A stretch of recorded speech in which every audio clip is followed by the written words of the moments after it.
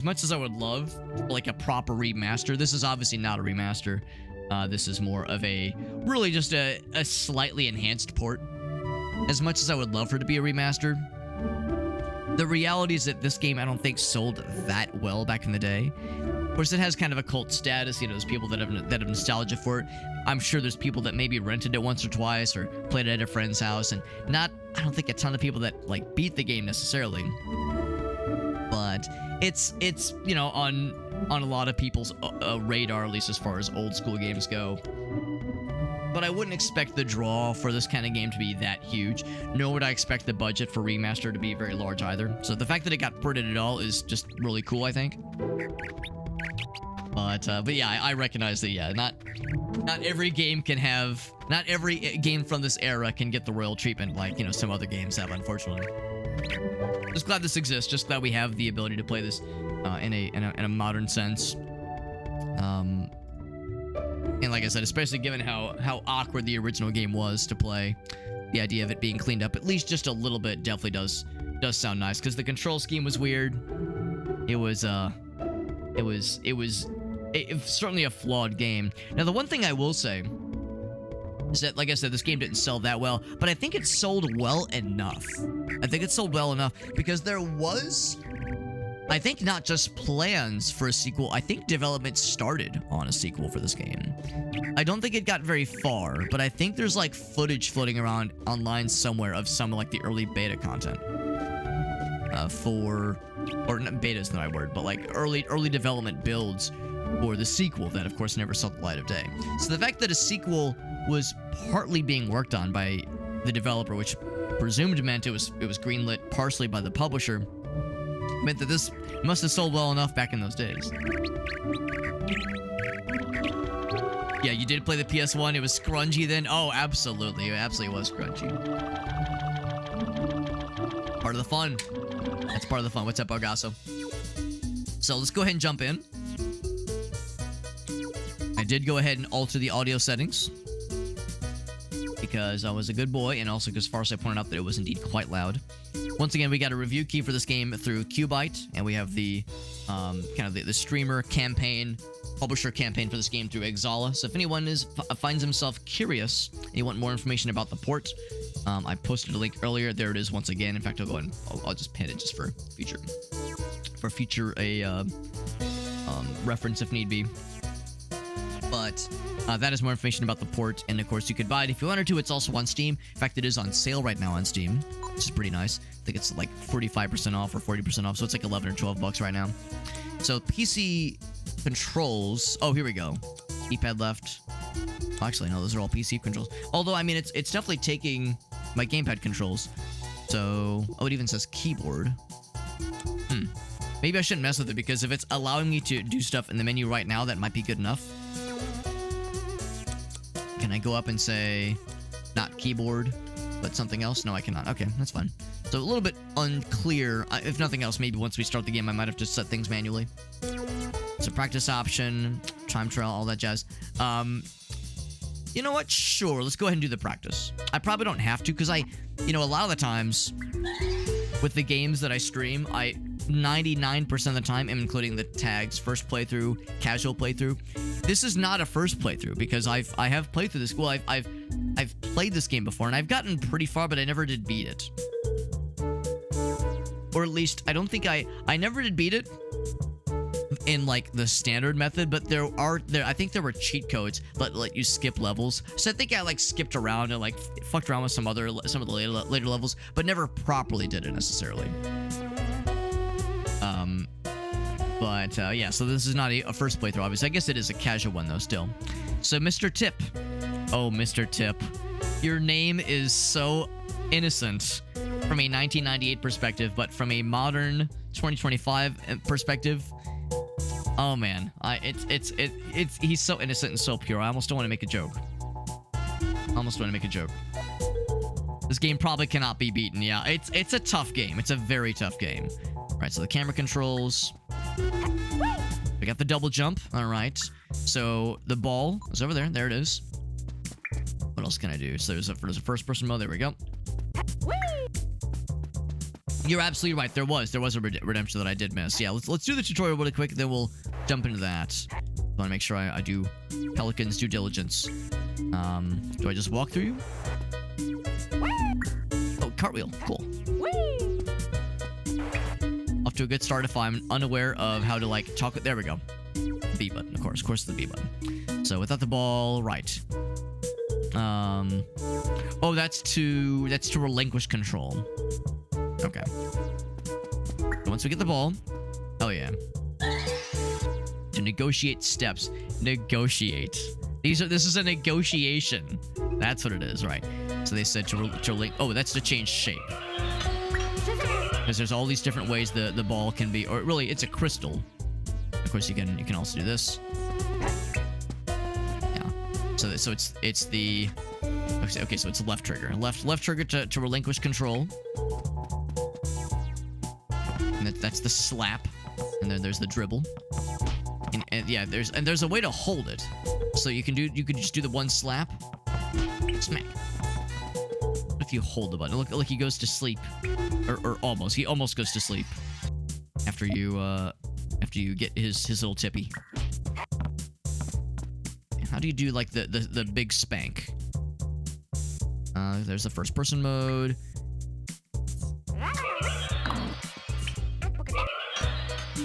I thought there was one where you could like get to hold it. Hold it and slap it real good. There we go. Oh, you can only do it in when you're on the ground. For some reason I thought you could like you could hold and do like a mega slap while you are in midair. I don't know why I thought that.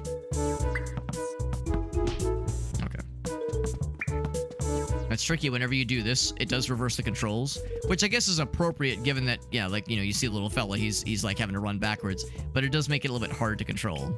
Am I playing with an N64 controller? Unfortunately, I am playing in an inauthentic means. I am playing with a modern-day Xbox controller. Now, that being said, I do have a USB N64 controller. Oh, man, should I try that? Oh, man, that would be a delightfully authentic approach. The downside is that these are different buttons. L1 and L2 are different buttons, and there's only the one L button on the N64 controller, or the USB N64 controller, or just N64 in general. So, yeah, so that begs the question, how do they do it originally? Oh, but right trigger does nothing. So maybe that's the question, yeah. You know what? I'm curious. It would be wacky. I'm curious. Let's do this. Let's do this. Pelican had the redemption. Let's do theirs real quick. And then I'm going to see if we can finagle this, because that'd be very cool. That'd be a very authentic way to experience this game. So yeah, let's go up and grab Pelican's redemption. It went right under my nose. Over my head, as a lot of things do. When you're 5'3", a lot of things go over your head, unfortunately. I did meet the game. There we go. All right. That is delightful. That is delightful. Also, I like hearing their French accent saying "burger." That makes me happy. I want to hear how he says it.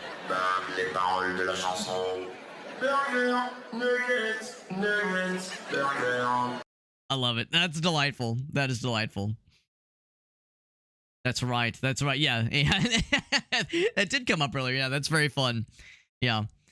It's slightly ruining the illusion that Daft Punk is not two cyborg dudes who came from outer space, who hit us with some tasty jams, but are indeed two French dudes. Burger. I love it. It's delightful. It's delightful. Give me 1 sec, guys. I'm gonna unmute the game, but I'm gonna see if I can. If I can fandangle this. If I can get the N64 USB control that I have plugged in and see if I can get that working. That would be extremely cool. But you know what? I should probably be a good boy. I should probably kill the game. Let's quit the game because, like, you know how that goes, right? If you have a game running and you're like switching out controllers, it can be a little bit scrunchy sometimes. Give me just a quick second, friends. Let's see if we can get this going. And if nothing else, the Xbox controller works fine too. But yeah, let's see if we can go for a very authentic way to play this game. Give me 1 sec, guys.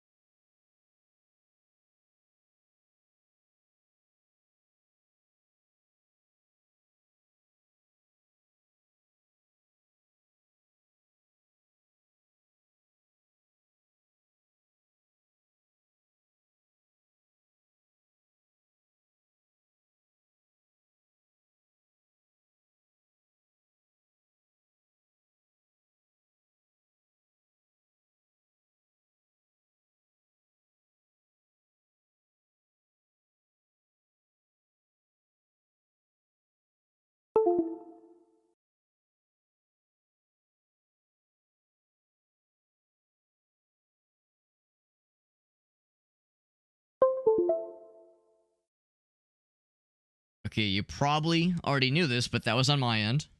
That was on my end, so no need to panic. Well, maybe panic a little bit. Just a little bit. And you know what? I'm going to unplug this controller too. That way, this is the only controller on the market right now. And by on the market, I mean in my ass, in my computer. AKA in my ass. All right, so anyway. Launch the game again, my friends, and let's see how this thing do. And for anybody curious, yes, this is an off-brand. Well, no, it's. I mean, off-brand is kind of a misnomer here because it is a PC controller. It's USB connected, so I mean, saying that it's on-brand or off-brand even is kind of a misnomer because there is no on-brand PC N64 controller. Because so you can see in the top center where there would be the like the logo. Obviously, there is none. There is no logo. It's just blank. So I guess the patent expired on the N64 controller, and these were able to be manufactured by other companies. So anyway, let's go ahead and launch the game and see what awaits us. See what awaits us, my friends. Were they PC sex noises? Yes. Yes, they were. Politically correct sex noises. All right, so wait for it to get captured. This is a good sign. It's at least getting far enough where I'm able to do this. I'm able to do this. That's a good sign. That's a good sign. Oh, baby. Oh, baby. All right. All right. I see you, game. I see you. So, let me double check. Make sure that's getting captured right. Good. Good, good, good. Don't worry about the mouse. Just don't worry about it. Let's jump right back into practice. Oh, that's not good. A button does not work. All right. Options. Oh, start. Okay. I might have to manually set the controls. Also, I do need to grab one thing. I'm sorry, that was on my end. I do need to grab one thing.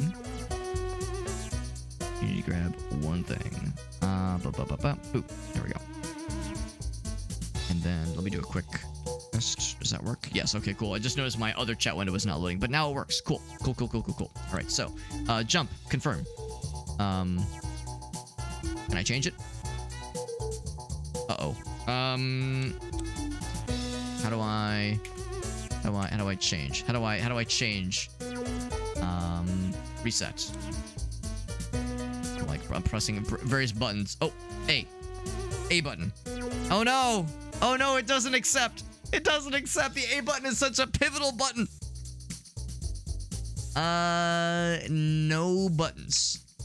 Okay, escape, yes. All right, let's do this. Reset. Oh, here we go. But how do I reset, though? Oh, there we go. So, reset. Start. Enter. Oh, my God. C? Escape. C? There we go. All right, so. Gamepad, here we go. So.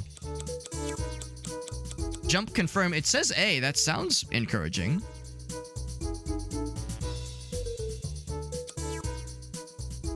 A is right shoulder? A is right shoulder. It's bizarre. A is right shoulder. All right, I mean, a little weird, a little non-standard. Dribble. Left shoulder. These default mappings for this fly-by-night PC USB N64 controller is something, man. It's something. Pound versus let go, so I guess that'd be the Z button typically. The Z is the back button. All right, fine. So these don't make any sense, obviously. And if we ever find ourselves playing with the Xbox controller again, we can just reset. Start button is still the start button. Cool. Stand on ball. That should be this one. Left trigger plus, fine. Change ball. There we go. Right trigger plus, that's still the same. I'm not going to change those because I want to use the standard. Oh, and then, yes, camera left, C left. All right, that's the X button. It kind of makes sense, honestly. Right. Whoops. Crap. Wrong button. This is so bizarre. This is so scrungy, dude. Oh my god. Oh my god, it's navigating the menus is a bit of a mess. It's probably just easier if I just do this part on the keyboard. And this part is up. Yep.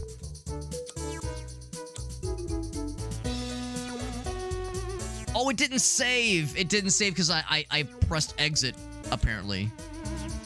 Resume? I guess see down. That's left. That's right.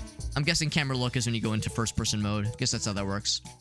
Okay, so I will have to go through this again, which is fine. So leave the D-pad part alone.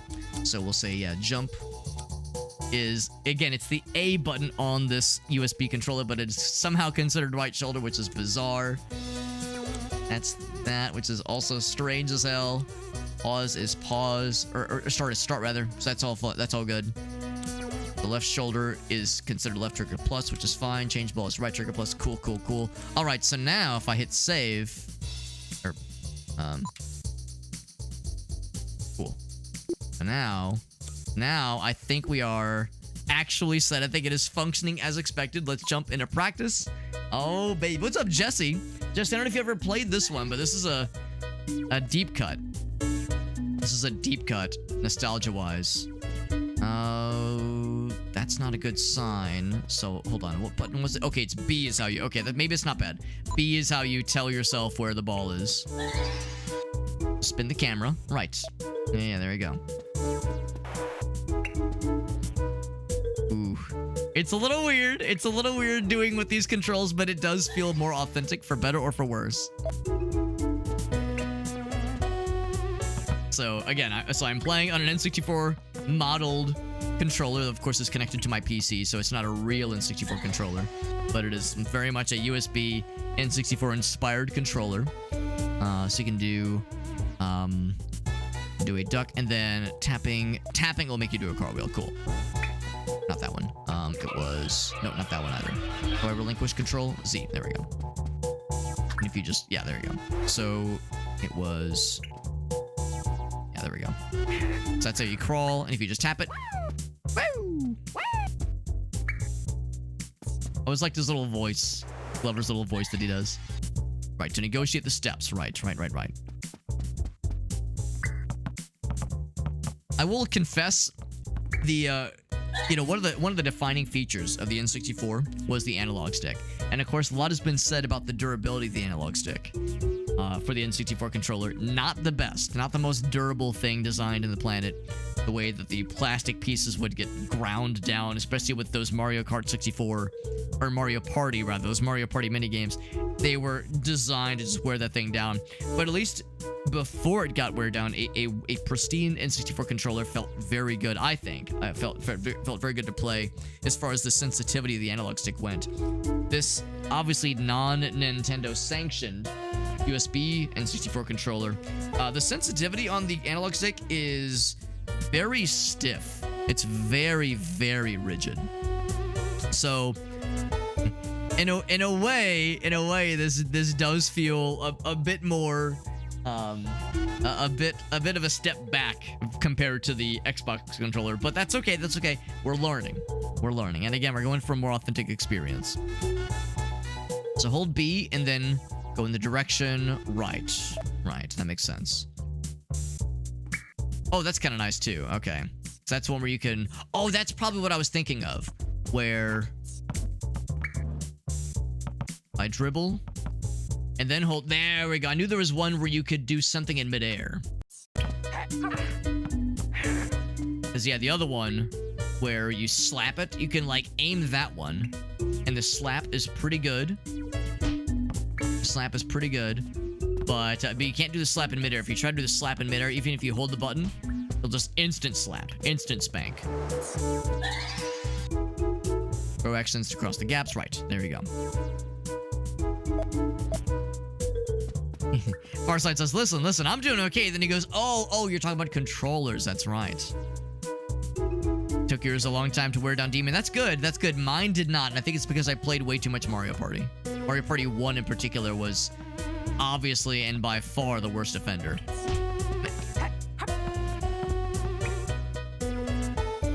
Glad I never found my copy. Yeah, the game is a nostalgia trip for sure. I don't know how much I'm going to stick with it, but it is a nostalgia trip at least. Some gaps are too much. That's where you got to do the slap. And of course, it's a little bit awkward Trying to like get that adjusted. Oh, there, almost. Do the jump slap. Anything else down here? Look at the camera shifts. The camera is a little bit herky-jerky. It jerks you around a little bit. A little bit herky-jerky, and not the good kind of herky-jerky. Jet, remember that one time we played MMR? We played Majora's Mask Randomizer, and we were doing it was, I think, the mod loader thing. It was a mod loader event. And we found custom skins, but we didn't tell each other which skin we were going to be playing. And we both happened to pick the goddamn Glover skin. What's up, Whale? That is exactly, we're playing the PC port, but we're playing on a USB N64 controller, so we're going authentic. Relatively authentic. It is charming. It absolutely is charming. Yeah, I'm with you. And I think that's like why a lot of us feel compelled to speak well of this game, even though none of us remember the game fondly. Like, none of us loved the game. I mean, maybe that's not true. Maybe there are people that legitimately liked it, but so many of us go, man, that game was a fucking mess. You know, many of us are like, man, that game was rough to play. But it does have that charm, and I like to think it's not just nostalgia. The game definitely has heart, and I appreciate that it's trying something like very out there by you're a wizard's glove trying to escort a crystal and return them to the wizard's castle, but to transport the crystals safely, you have to transform them into different balls and different shapes that will play nice. You know, it'll be a little bit easier to escort and less fragile and less easily breakable. The tricky thing, of course, is the game is basically an obstacle or an object escort quest. You know, you're always escorting this very fragile thing that bounces too easily and rolls too easily, and it's so easy for the game to get weird and frustrating given what you're working with, like given the tools you have to deal with, and given your objective. So it's kind of no wonder. You know, it's just so easy for a game to, for a game like this to fall prey to, I'm not even going to say bad design, but just like an unfortunate circumstances where, yeah, there's like a cliff that's just maybe a little bit too slanted. You place the ball there for just a second, it rolls off the cliff, the ball explodes, you lose a life. Well, how was I supposed to know that, man? It's just, I mean, it's detailed, and I appreciate like that there's a lot of systems at play to make it realistic in that sense, but that, I guess, just the setup kind of dooms you to an experience that is just bound to be frustrating. So you need to use the ramps to get the ball out. Right, can't hold the ball, but I think you will automatically do this, yeah. I don't know if I love the fact that the controls reverse when you're in the water or when you're doing the little thing where you're like walking on top of the ball. I don't know if I love that. I mean, it's realistic because, you know, your guys to move backwards while that's happening, but it's a little bit weird. Also, don't know if I love how the camera very excitedly jerks around as you move around. It's like, it's a bit much. I wish that it wasn't quite so sharp. Speaking of sharp, the hair on my fingers keeps getting stuck in the ridges, like in the gaps of the N64 controller, of the PC port, or the USB N64 controller. And it like keeps like yanking at my little thingy hairs. It's very uncomfortable. This controller hurts a little bit. Playing Glover is a painful experience physically and emotionally, is what I'm getting at, basically. So you know about the ground pounds. We're good there. It's gonna say you gotta ground pound the switch. This is a Glover switch. You gotta fist the switch. You gotta fist slam it. So I'll fist it good. You can change your ball. You can do it from afar as well, which is pretty cool.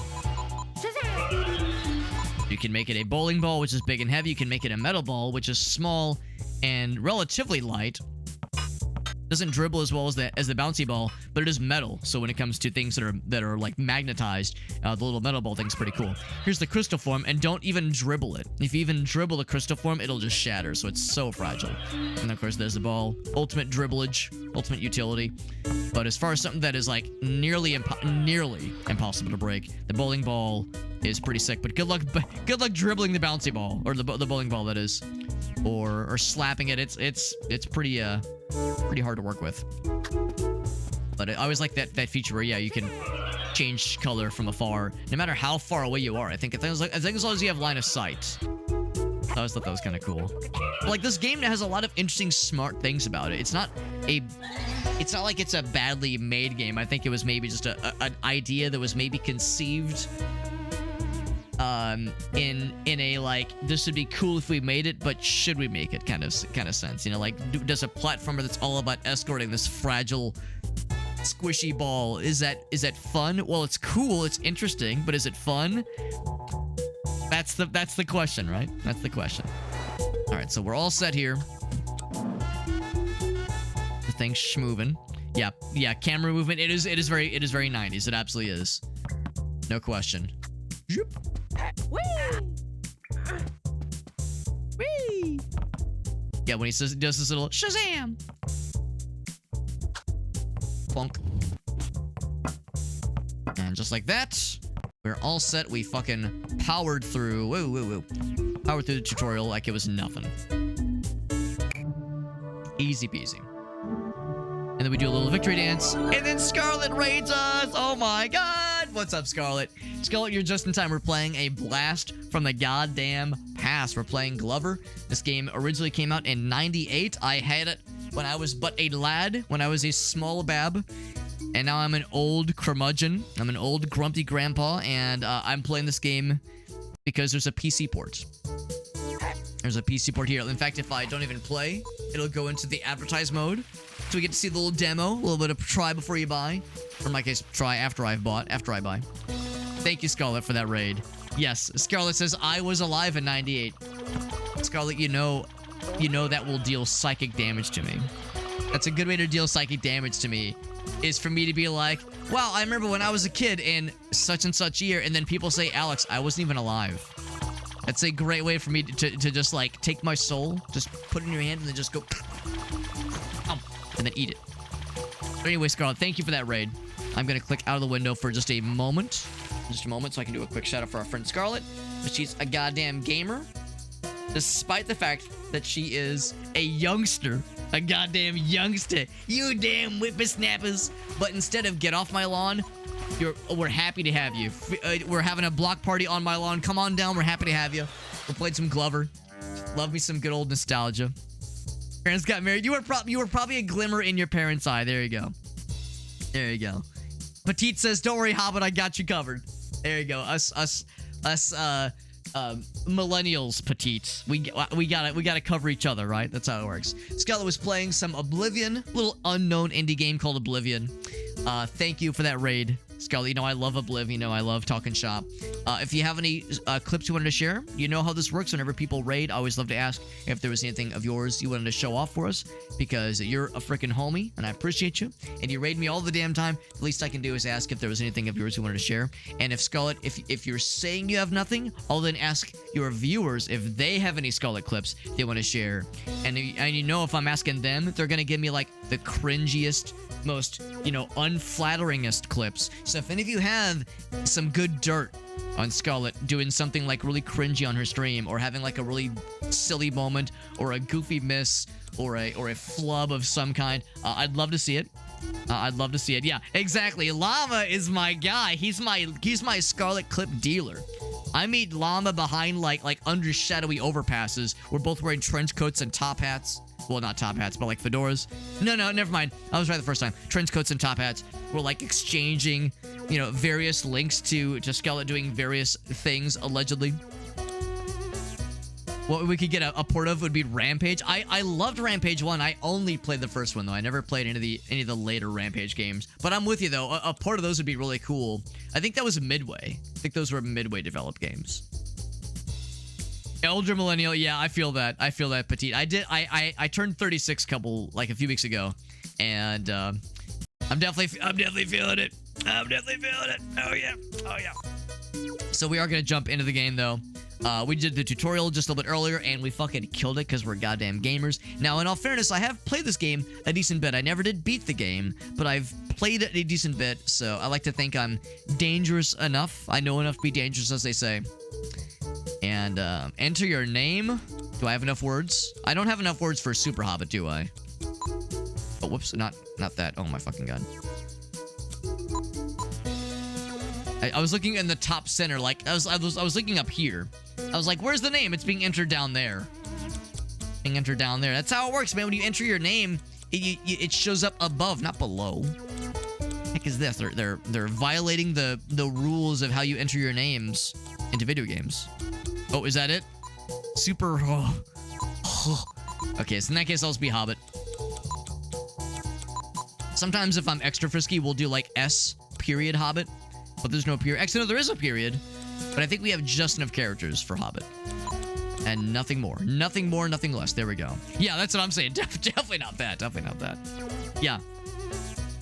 But yeah, no. If you got one, Scarlet, I'd love to see it, and you can post links freely. There are no rules. There's no rules. Post porn. No, don't do that. There are rules, but there are no rules preventing clips from being shared. Round the edge, says Petite Colossus. Yeah, I have a couple friends that are in the same boat for sure.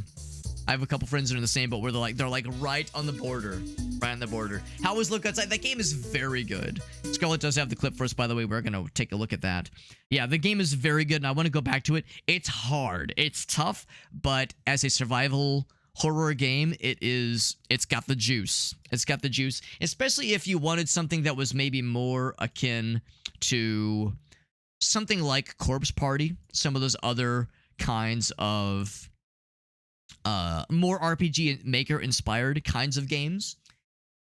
Usually for a lot of us, when we think of survival horror, we think of Resident Evil, we think of Silent Hill, which are great games, but those are all 3D games. I don't typically think of a lot of 2D survival horror games, but yeah, Look Outside is very, very good. It's tough, but it's got the juice, and it's thankfully, like, the encounters are hard, but they do give you a decent bit of resources to work with. So it doesn't feel like you just have nothing to work with. But yeah, you have to use your resources smartly, but you don't necessarily have to hoard everything. Like you know, hoarding potions or healing materials, that kind of thing. Ammo. There's enough to go around where you can get a little out there with it, but not too out there, obviously. She says, I'm saying this against my will because you asked nicely. Well, thank you, Scarlet. Thank you for blessing us.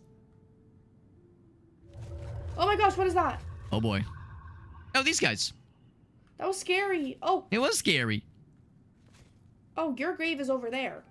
By Oh. the strength and Jesus. guidance of the night.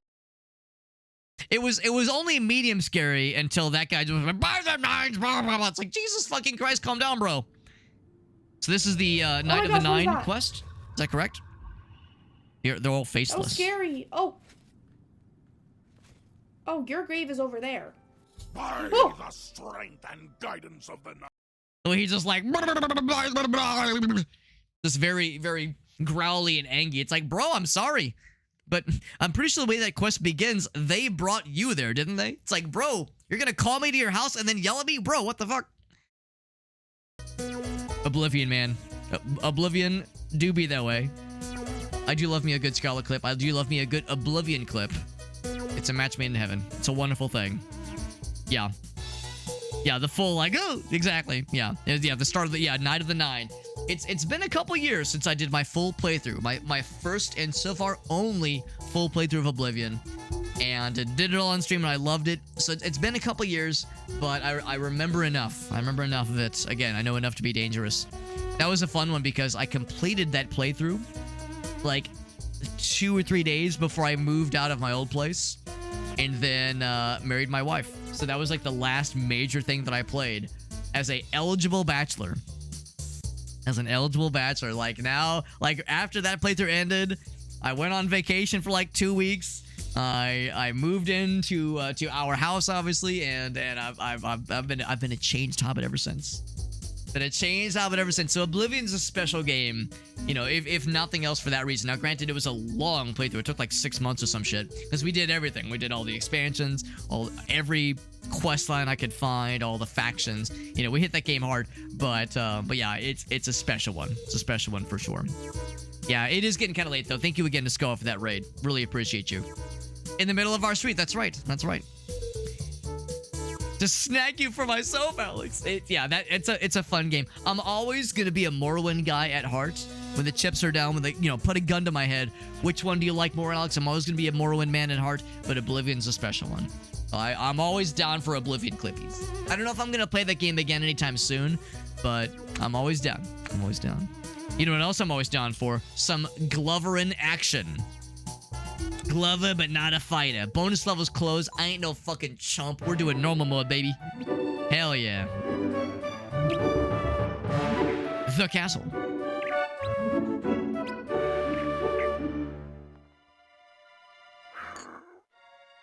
It's like Jet said, it has a charm about it that you really just have to appreciate. This is a imperfect game, but the nostalgia hits me so good. It hits me so good, I don't mind it.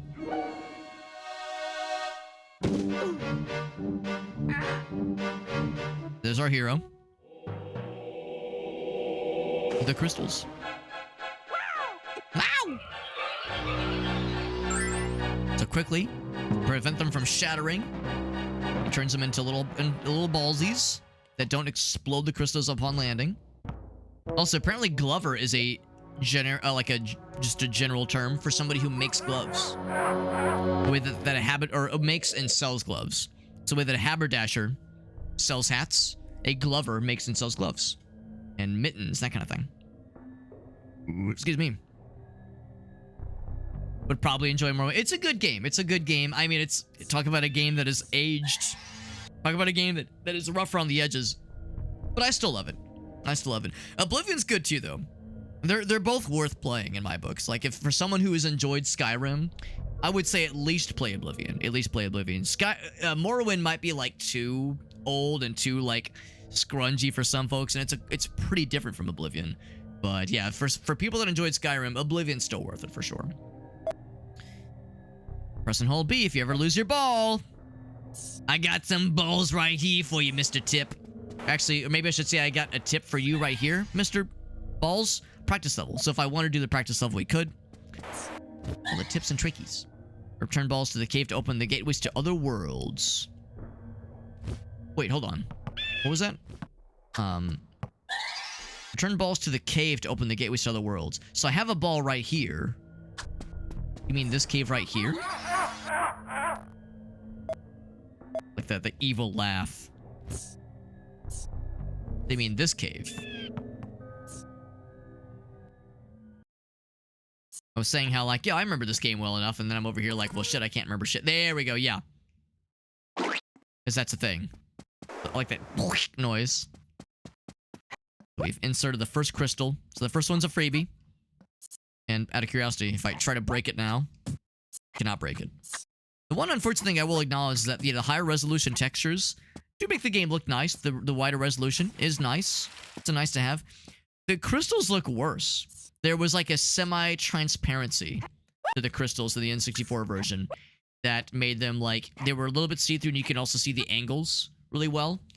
Like the polygons, rather, on the crystals. Don't have that in this version, which is kind of unfortunate.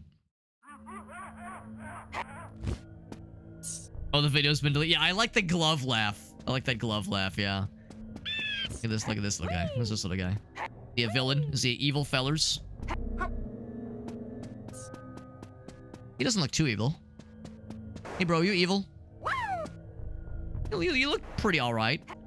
Can I push you? Can I push you on this way? Should I try to cause injury? Cause harm? Can't do it.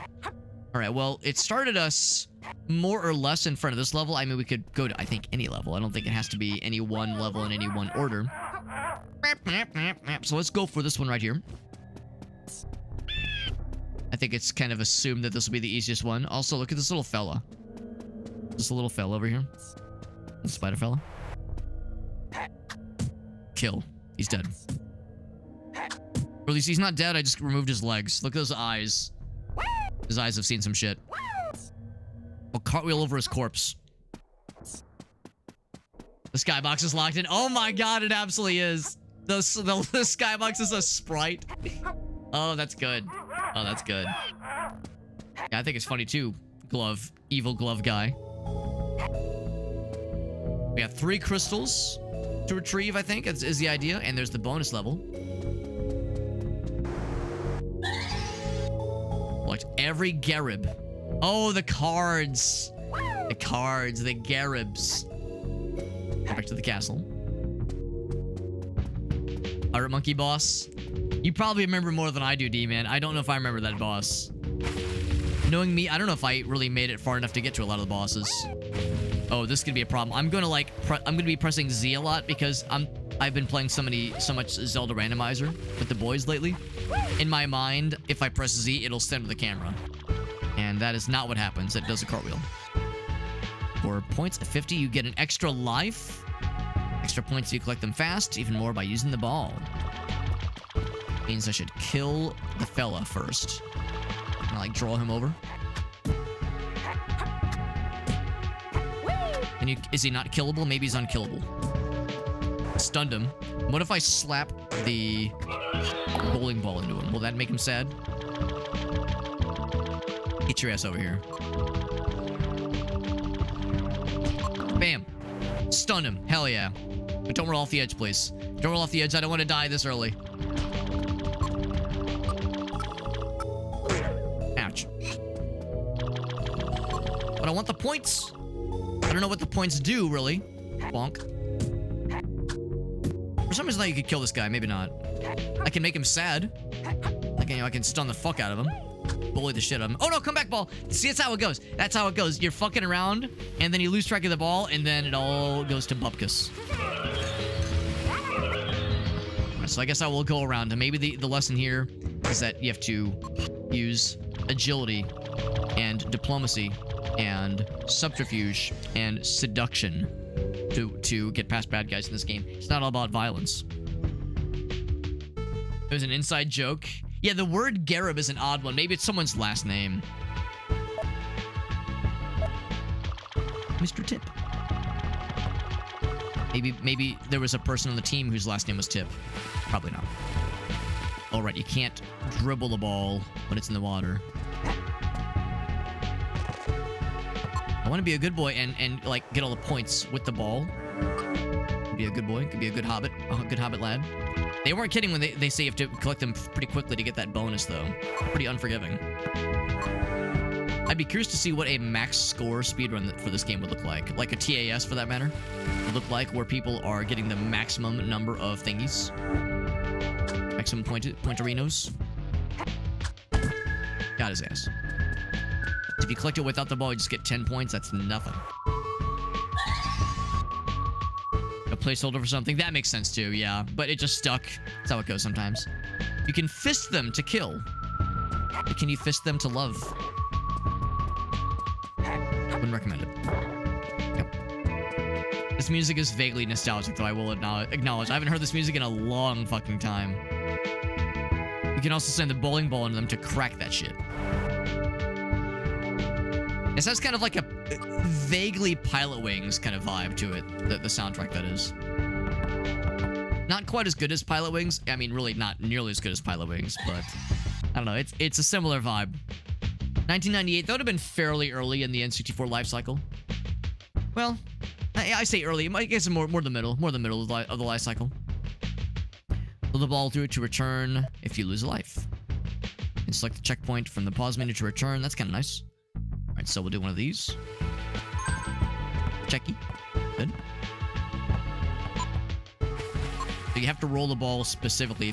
If Glover is the one that touches the cards, while you're rolling the ball around, you'll get the default amount. The ball is the one that has to touch the cards. We know that the number of cards will determine. Oh, here we go. Let's see. How do I bounce this out? How do I bounce on a crazy style? Oh, here we go. We have to go over the ramp.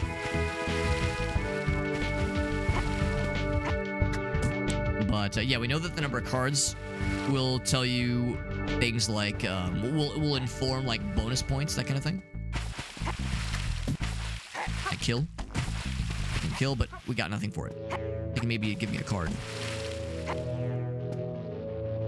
Makes me wonder if maybe we can kill that guy. Let's see what else we got here. But yeah, I don't know if the points will do anything. Maybe the points will amount to extra lives as well, but all we know is that the cards collected is the big one.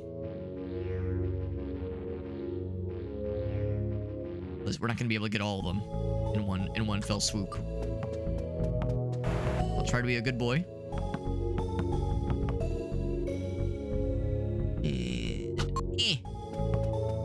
Not quite.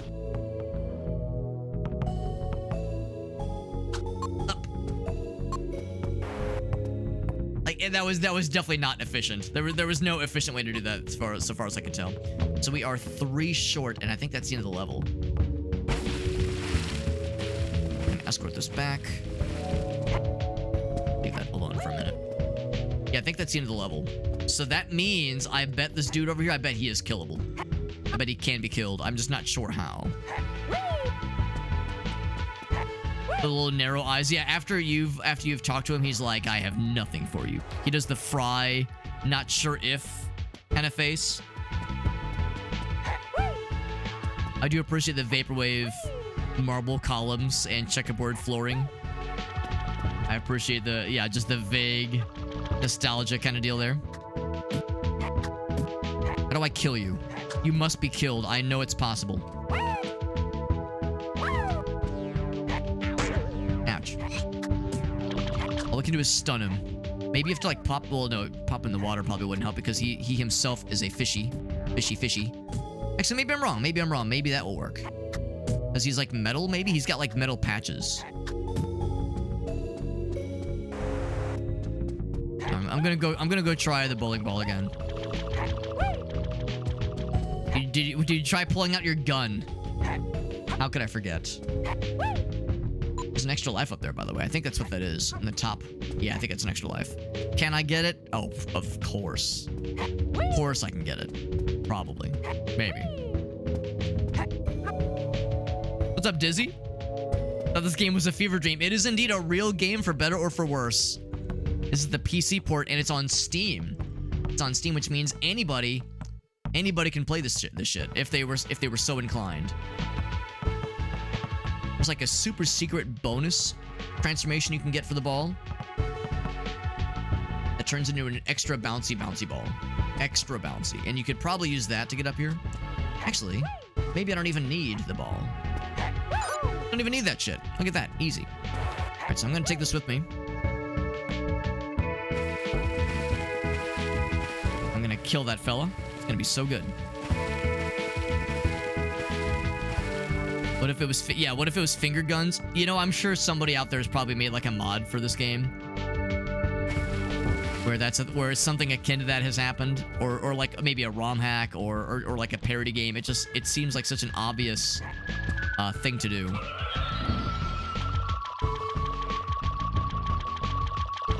Smack. Oh, it didn't even hurt him. He was completely unbothered.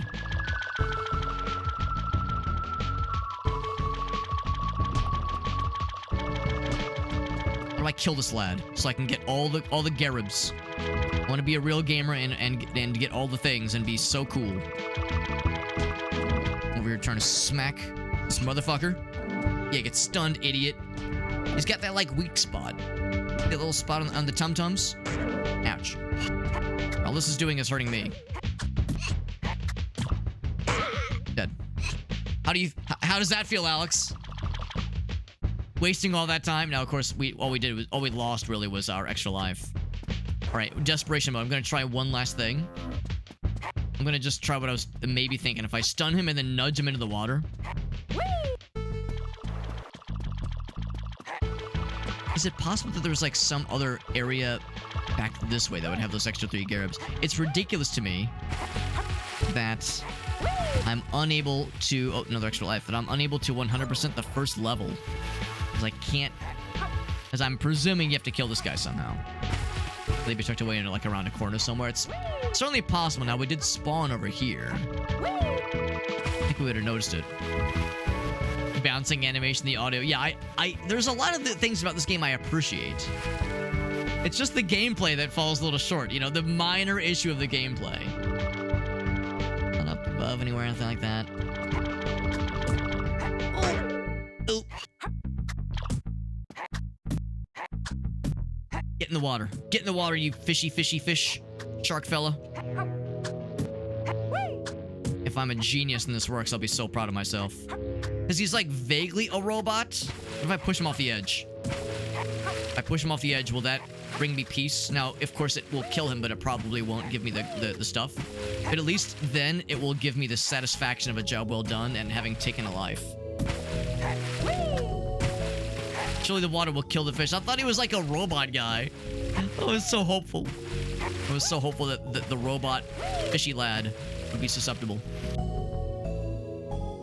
Who's laughing now, bitch? Who's laughing now, bitch? All right, so he's dead. Probably. Maybe. All right, man. Let's keep going. And let's get our ball. It's over there. I see it. Take our ball and go home. But in the good way. What's the objective? So we have to take the ball to the end of the level. And you get bonus stuff if you get all of the cards. All the Garibs. But unfortunately, we're definitely coming up short in this level. And it's the first level in the game. And like, man, I'm struggling this much already. It does not bode well. Oh, yeah, boy. Ouch. Oh, I didn't even realize that guy would hurt me, but it kind of makes sense. I shouldn't be surprised.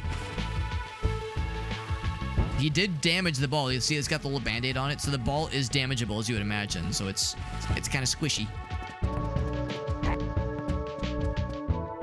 Kind of squishy, so yeah, too many hits and it will pop. Not quite, not quite. Come back, come back, come back.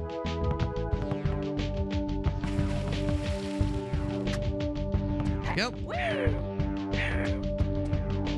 There we go. What's a ball cap, gamer? It's a slightly masturbatory attack. I wish it could be more masturbatory. And only stuff. Yeah, you can't kill him. Yeah. Could there have been a little ledge over the edge? Possibly. Possibly. I guess yeah, I didn't think to look over the edge necessarily. Also, I am absolutely gonna save this one. Absolutely save this one because that's an extremely good quote. Quote add. That's a very good quote. We're saving that one. So that way, if other people see that with no context, they'll be very confused. Stop playing with your balls, Alex. You're not my mom. You're not my real dad. Second or third N64 game, yeah. It's the nostalgia is real, but the scrunginess is also real. Fondling some balls. I mean, our guy is very protective of these balls. These aren't just regular balls. These are protect-worthy balls that our guy loves near and dear to his heart. And that is, hold up, let me see. That's Jesse with the gift sub. Thank you, bud. Very nice of you, dude. Very nice of you. Gifting that to Scarlet. That's super nice. Thank you, bud. That's very generous. Very generous. And, you know, I always like to emphasize that kind of support is never necessary, but of course it's appreciated. Ooh, shit. Almost fell right off. Yeah, this is one where I don't trust myself. If I try to use the ball to scoop these up, I will absolutely get got. I will absolutely get got. So, rather, I'll drop the ball. Literally drop the ball. But thank you for that gift sub. Our friend Scarlet, Jess. It's very sweet of you, bud. Oh. Nice ledge grab. Very good ledge grab. Yeah, the less... Oh, that's cute. Oh, he just sits down and chills. Oh, he's just chilling. Yeah, the lack of context makes it better. That's just how it works. Thinking maybe there'd be something up here, but we have the better vantage point. That alone makes it worth the price of admission. Oh, there's fall damage in this game. There's fall damage. There's fall damage. Oh, good to know. Good to know there's fall damage. I mean, I guess I shouldn't be surprised. Everything is so kind of squishy in this game, but still, goddamn.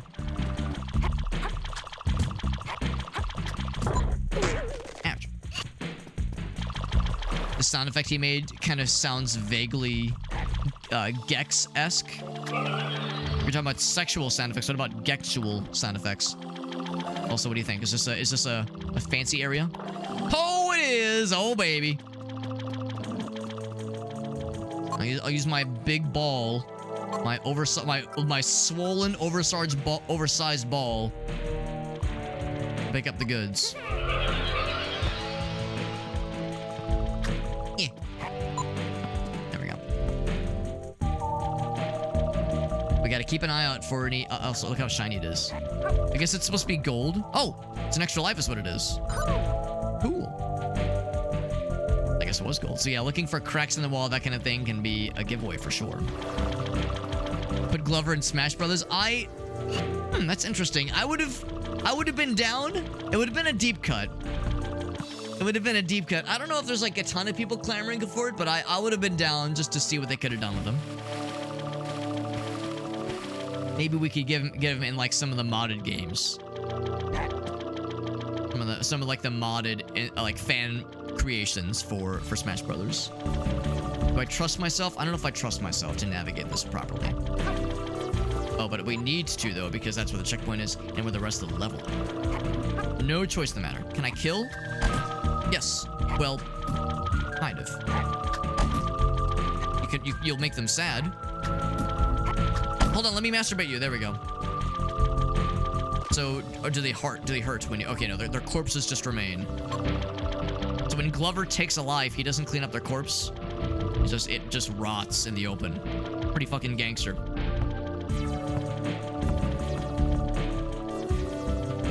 Jigglypuff, yeah, I'm with you. Yeah, I'm generally pro Jigglypuff. It's not one of my mains, but yeah, I would say that Jigglypuff gets a lot of hate. How hard he would be to fight. That's exactly it. Like, would the ball be part of the moveset? It would have to be, right? The ball would have to be part of the moveset. And would it be as vulnerable and squishy? That's the tricky part. Like, how do we make this... How do we make this, you know, interesting and make it relevant for the character, but also make it not just a complete pushover kind of character? See, that's part of the challenge, of course, with just this game in general. Just Glover being an easily fallible, an easily foiled hero. His many foils. Look for anything down here. Because yeah, like D-Man pointed out, I might need to be checking more ledges. A little bit nervous about that guy. I'm gonna leave that there. Come here, come to Papa, come to Butthead. Charge towards me, and I might get the asses. There we go. I'm gonna try to like not pick those up if I can help it. I can get the big points. Stun him, and then go for the kill. Of course, this is a death pit that we're walking through, so we have to be careful. If he has a spammable side B. Oh, look at that little spot. Oh, that's the secret area. You can see the secret area clipping through the floor. That's kind of fun. Give me them pointies. 60 Gloverinos, or Carderinos here, rather. Alright. And there's a special potion. I remember the potions.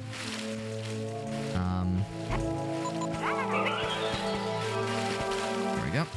I remember the special potions. I don't remember what they all do off the top of my head.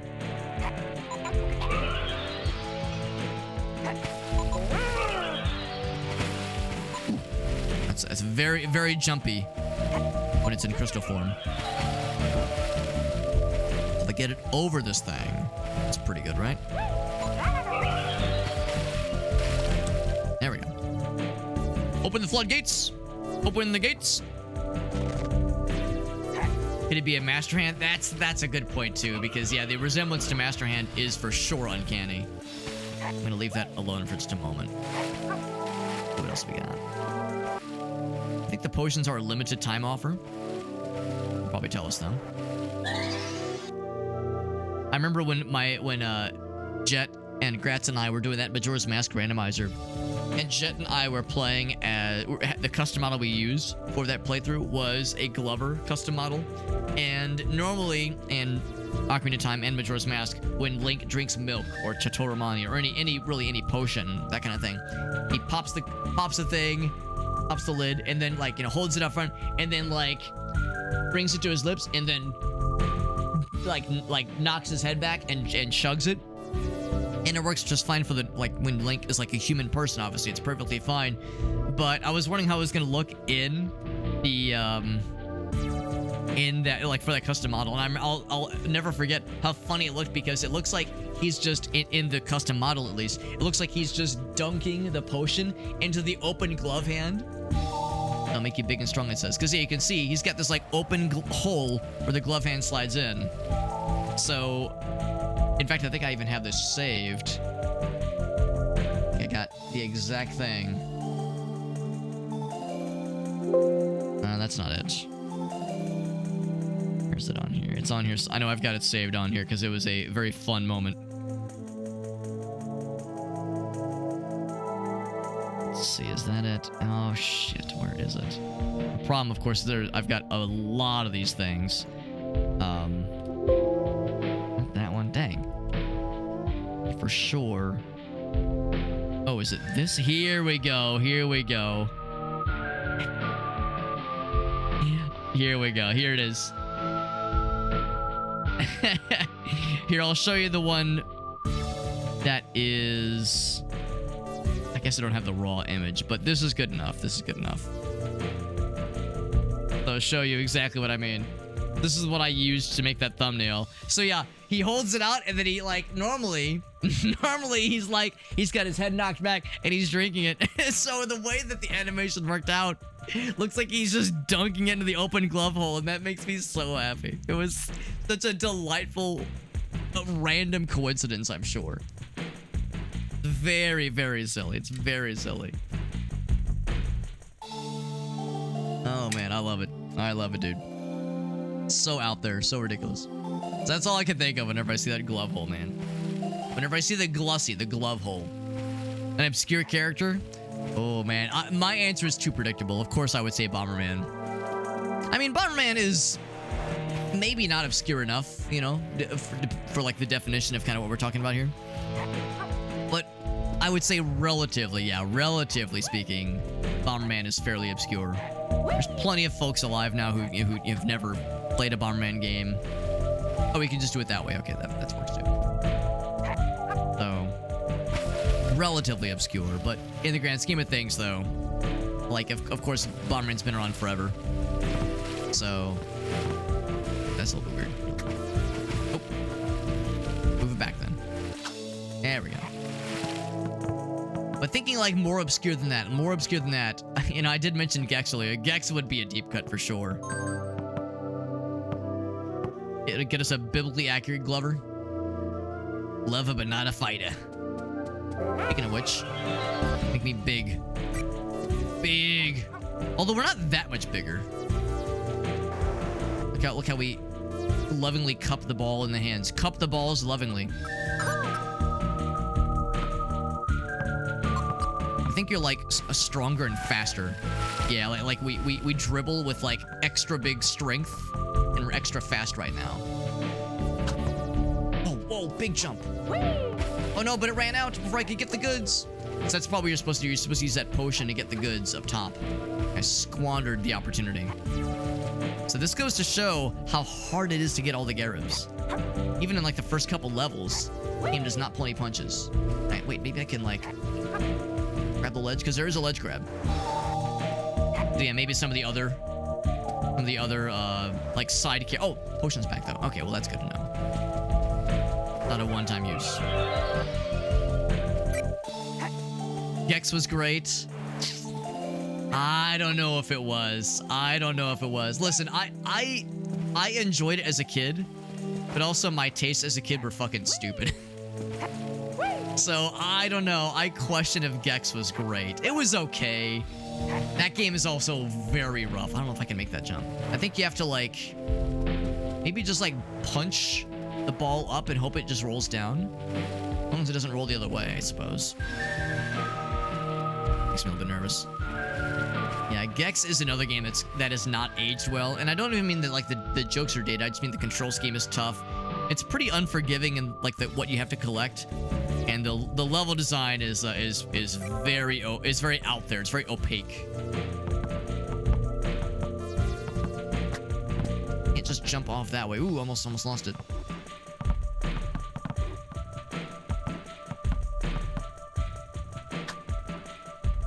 Oh, but you get some extra airtime when you jump, when you throw rather. That's kind of wild.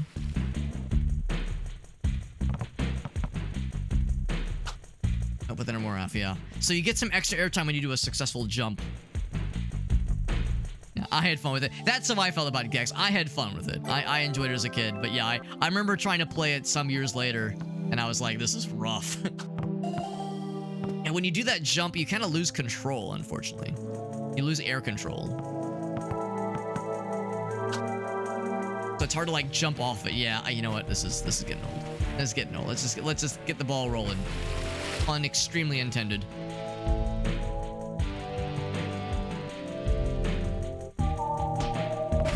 Get it in? Not quite. I didn't quite get it in. Don't worry, you'll know if it's in, Alex. I look at like the arrows pointing that way.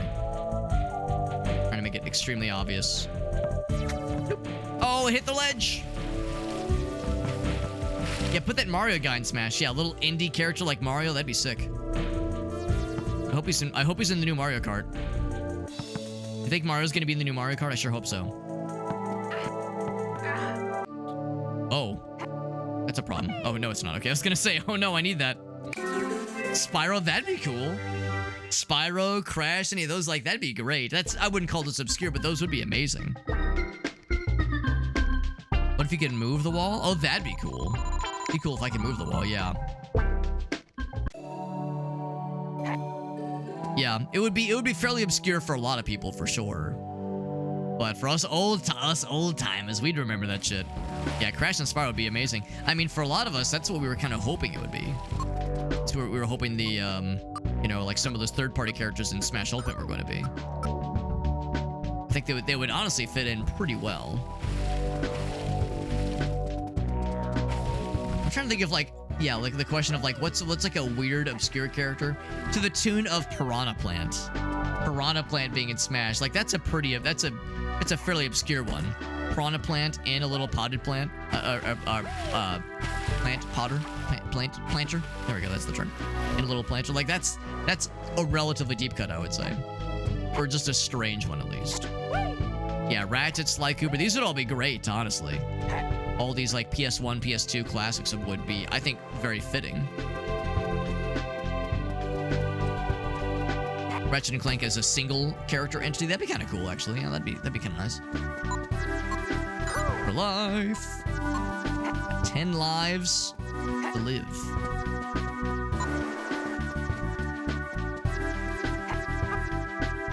Yeah, that's right. They had the single Eternal Darkness card in Smash Ultimate as a spirit, a card spirit, which was, you know, again, a relative deep cut for sure. I mean, yeah, so maybe that'd be an easy choice. Yeah,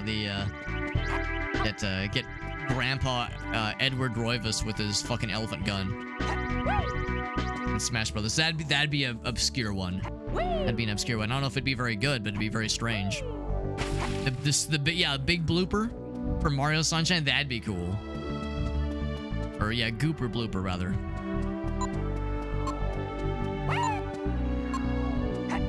Got those guys. And if I could be a really cool dude, I'd like that extra life.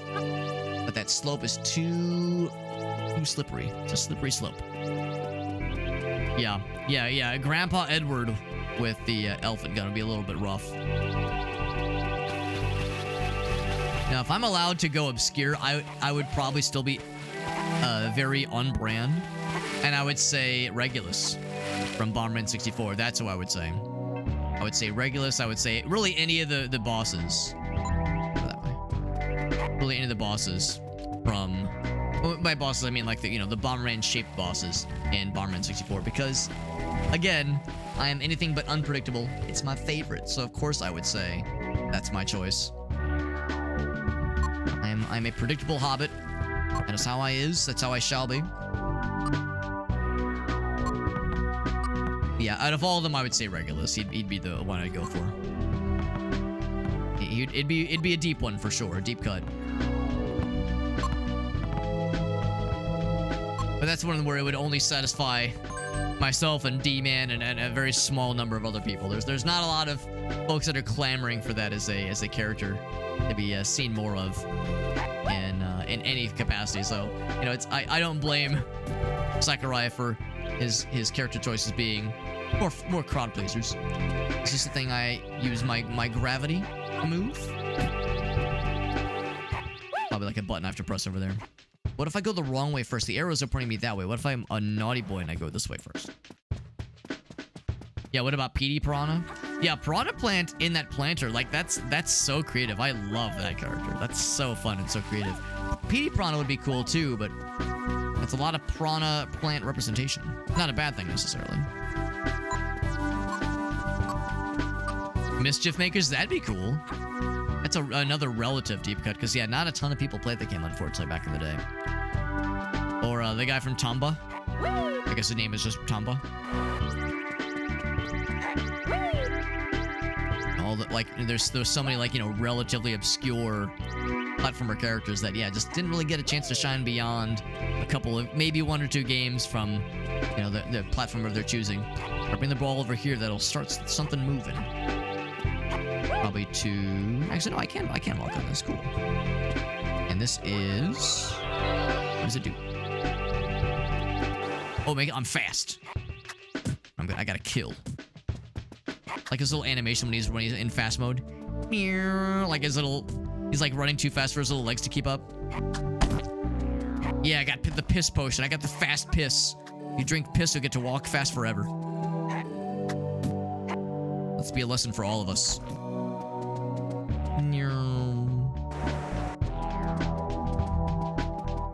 So I guess that's the key. If I just go the opposite way, I mean, it's the long way home, but it is the efficient. Oh my god, I went too fast. It's like we're going too fast. We launch the ball. Oh my god, it's dangerously fast. Yeah, you go too fast and you'll launch the ball out from underneath you. It's very strange. Oh, I see the current is flowing. That's why. That's why. Okay, the current is flowing. That's why it's not letting you pass. Okay. You do have to go the other way.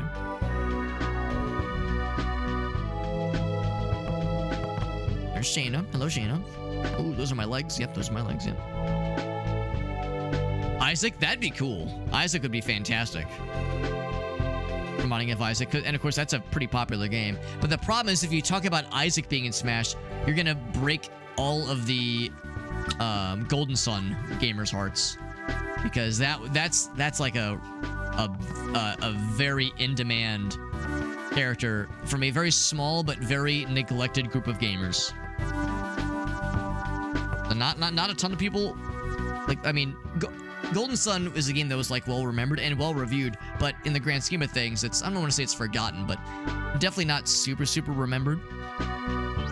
So it'll the Golden Sun fans have been thirsting for quite some time. So if you say like Isaac is joining Smash, all the Golden Sun fans will be hurting, man. Chameleon Twist, I love Chameleon Twist. Yeah, I would say Chameleon Twist would be another like I would love it, and that is fairly obscure. So yeah, I would say as far as obscure characters go, that would be a doozy for sure. I love that one, especially the second one. I want the extra life. I want it.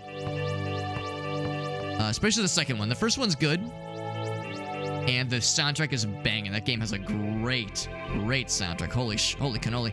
But the second one, incredible game. What if there was a Smash Brothers, but it was like an overhead shooter? Overhead shooter. Oh, but like the idea is that you have to like, when you shoot someone, they don't lose health, but you're like add to their damage multiplier, and you have to like knock them off the stage, that kind of thing. That'd be cool. Shayna's here. I have to deal with it. That's correct. That's what I'm doing. That's what I'm trying to do. So the thing is, I don't have a great place where I can rest the ball. That's not true. I can rest it right here. I want that extra life. Not that I need it necessarily. We have 10 lives, but what if I had 11 lives? It'll be that bad, man. Ooh. Oh, right. Yes, I have to land directly on it. And of course, fall damage is not forgiving. Not very forgiving.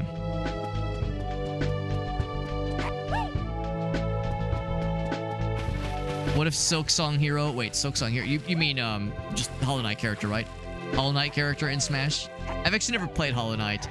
Part of me is afraid that once I do play Hollow Knight, I'm gonna join the chorus of people saying, "Where the fuck is Silksong? What the fuck?" Like I'm gonna be right there with them, the way I was for years with Half-Life 2, where I had only played Half-Life 2. I never played the episodes for years afterwards. And then once I did, like I said, I joined the chorus very prominently of people saying, Give us the other ones, man. Where's episode 3, Gaben, please? I'm worried if I play Hollow Knight, I'm gonna be like, God damn it, give me Silksong. So I want to wait until after Silksong comes out. Now, when it's gonna come out, allegedly sometime this year.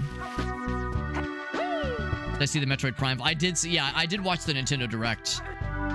the one that was Switch 1 focused and also the one that was Switch 2 focused. So I saw them both, and yeah, I saw the footage for Prime 4, and it looks sick.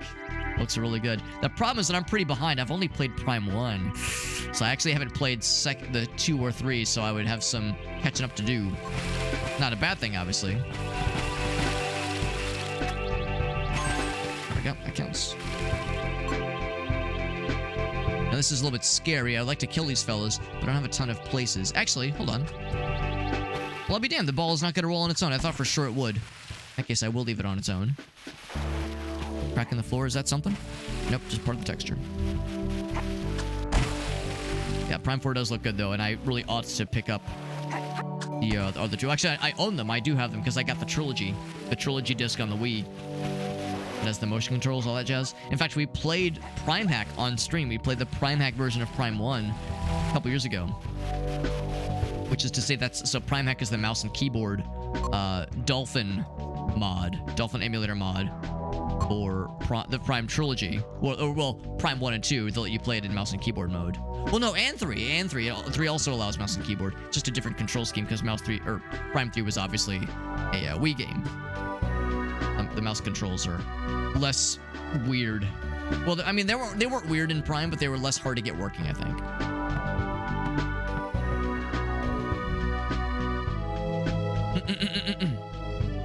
Haven't seen that footage, but yeah, you want it. Yeah. To be honest, I usually avoid going out of my way to see, trailer footage, that kind of thing. But it was when it was in the direct, I was like, yeah, I'll go and watch it. I haven't actually played it myself. Yeah. If I could just slap him. It's slapped. These guys will damage the ball and also the glove. Can't have that. See that crack in the wall, and I'm like, there's gotta be something to that. Maybe if I jumped off of the ball? Let's try that. Have a good night, Jess. Thanks for hanging out, buddy. And thank you for gifting that gift sub to Scarlet. That was really sweet, bud. So let's do the metal one. I think the metal does not float. It does sink. Be able to go fast. Relatively fast. And eat relative ass. Look how the camera kind of zooms in there. Oh, gotta be careful. Gotta be careful. There we go. So it's B and then R. There we go. Go to break that thing. Remaster some Mario Party. That'd be sick. I would love that. I mean, they did make at least Mario Party 1 and 2 available on, what is it? Or maybe also 3 on the Switch Online? Maybe? I can't exactly remember. I'm missing a lot of cards. I assume there's a decent bit left. Recognize that noise. Yep, know what that guy's doing. Over this way, but there is something. Whoa, it's a raid from Lunar Sketch. What's up, buddy? Dude, we're playing a deep cut, man. We're playing a real old one. We're having a fun time. We're having a fun time. Mario Party 3, yeah. Mario Party 3 is probably the best of the original trilogy. The original Mario Party trilogy. Here's the problem, though. I'm a smelly little gremlin, and my favorite is Mario Party 1 because of how unbalanced and stupid that game is. Like, Mario Party 1 is bad because it's unbalanced. Like, yes, that's why I love it. That's why I love it, man. It's so unhinged. It's so stupid. Lunar Sketch, it's good to see you, bud. Thank you for that raid. We're playing some Glover. This is the PC port of Glover. We got a review key to check it out, and here I am indeed checking it out. And honestly, how does it play? About the same. It's still kind of scrungy. It's still hard. It's still frustrating at times. The widescreen support is nice.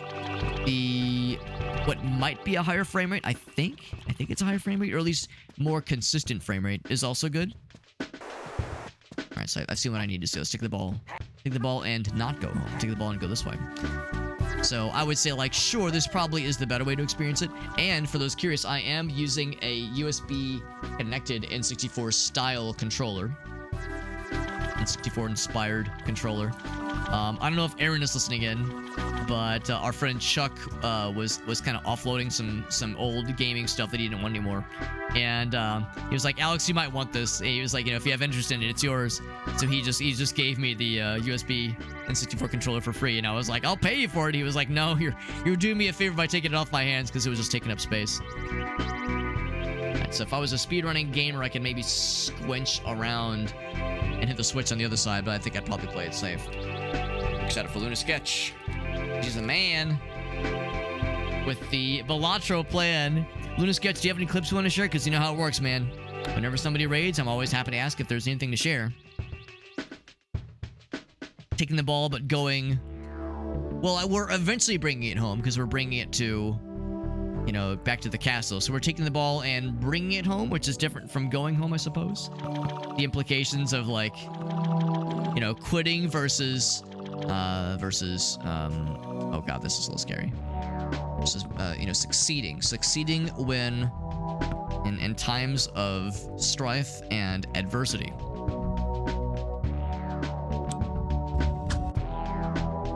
All right, I'm not gonna bring the ball down there because I absolutely will drop it and shit the bed and piss my pants and do all the things. Just kidding. Actually, I think there might be stuff down there. I have so much confidence. Yeah, there was stuff down here. Will I be able to get it back up? Will I be able to get it back up? Do not ask my wife that question. Hey, yeah, got it. Extra life! Why is it shiny? Maybe it's like a teleport or something? So now, this way I can get more points. Oh, except the camera's stuck. There we go. Good enough, good enough. Oh, one more. So we're missing 8 of these puppies. That's cool. Do I need big? Do I need big to open it? Because here's big potion. Embiggen! Oh, no, we're slow. Why am I slow? I don't like this. I'm slow, but maybe I'm invincible? What the fuck? What kind of potion was that? I thought it was gonna make me big. Multiplayer madness, but that's understandable. That's understandable. The nice thing is you can, like, relinquish the effects. If you press Z, you'll shuffle it off. Maybe, like, you have to use big to break through the floor. Oh, maybe you have to use big to break this thing. Or not big, but heavy. You have to be heavy. Can I jump? You can't jump, though. Too heavy. Too much. But yeah, what's the point? What's the point of it? That's so strange. Oh, it goes down even deeper. Oh, there's hella stuff up here. Maybe it's better if you'd roll the ball onto it. Will it make the ball, like, weird?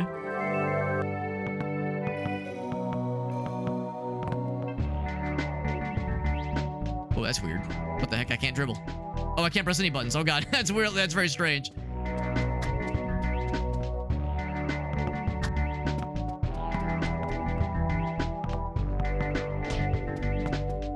I'm trying to remember. Oh! Okay, that's fine, because, yes, that's good to know that that will teleport independently. If there's a way to get up to those guys. Because I can't just double jump. Get those cards. There's like another life down here, which is nice.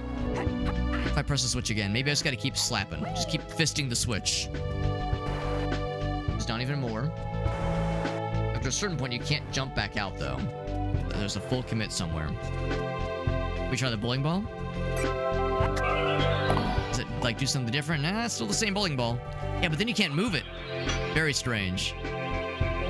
Very weird.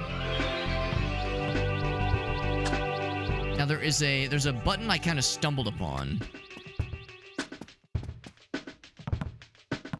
To, like, slap the ball upwards.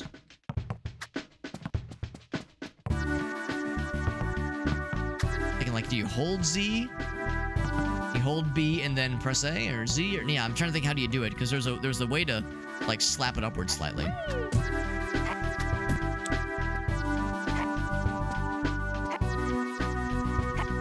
Question is, how do I get up there? I'm just trying to get it up. Yeah, you have to bounce. You have to bounce on a crazy style. There we go. Oh, not quite.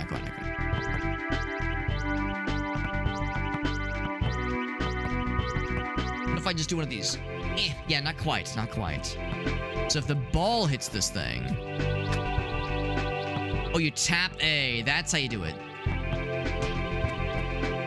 But I guess you can only do it when you're on the ground. That still doesn't really answer my question. But yeah, if you tap A, you'll kind of do a little layup. What if I tap A, jump? Nah, doesn't quite do it, yeah. I don't know. I'm not sure how you get those things. It almost makes you wonder, like, what's the point of this potion? If it makes you slow? If I release... Actually, if you release it, resets it. It just, like, makes you move real slow, and that's it. The point of it all. And you can't pick up the ball until you relinquish the effects of the potion. Oh, you go up walls! There was no way to prepare myself for that. It's a spider walk potion. It'd be nice if they would have told us, but now we know. And with this unholy knowledge, there we go. We're sticky. We're not heavy. We're sticky. Got that sticky icky. Got an achievement for finding all 100 Garibs, or no, not all 100, but for finding 100 Garibs in this level, in this world, that is. In a world. We weren't heavy. We were sticky icky. Oh! Spikes down there of all places. So I guess the idea is after you do all that, you were supposed to escort the ball back all the way, or just take an L and die. I have 16 lives, so I guess we're good.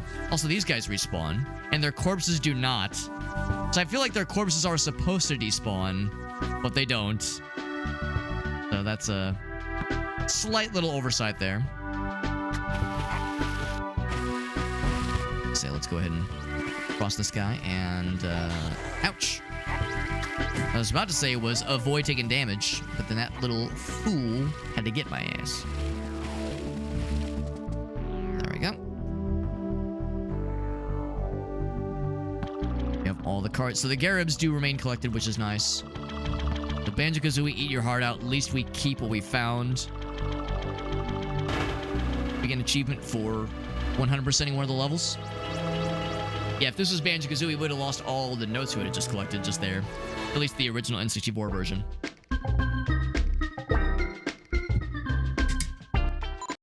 Well, that was nice. Boss battle. Oh, shit. What's he gonna do? Yeah, in the N64 version you do, but you're right. In additional remasters or additional ports, you do not. It's a whale, crab, fish demon. Alright. So in this case, I'm just gonna go ahead and preemptively bowling ballify this thing. Let's look for an opportunity. I mean, I'm sure they'll probably hurt the ball if given the chance. Just don't give them the chance. It's that simple. You do a ground pound. Oh, they got it. I see. They have a weak spot.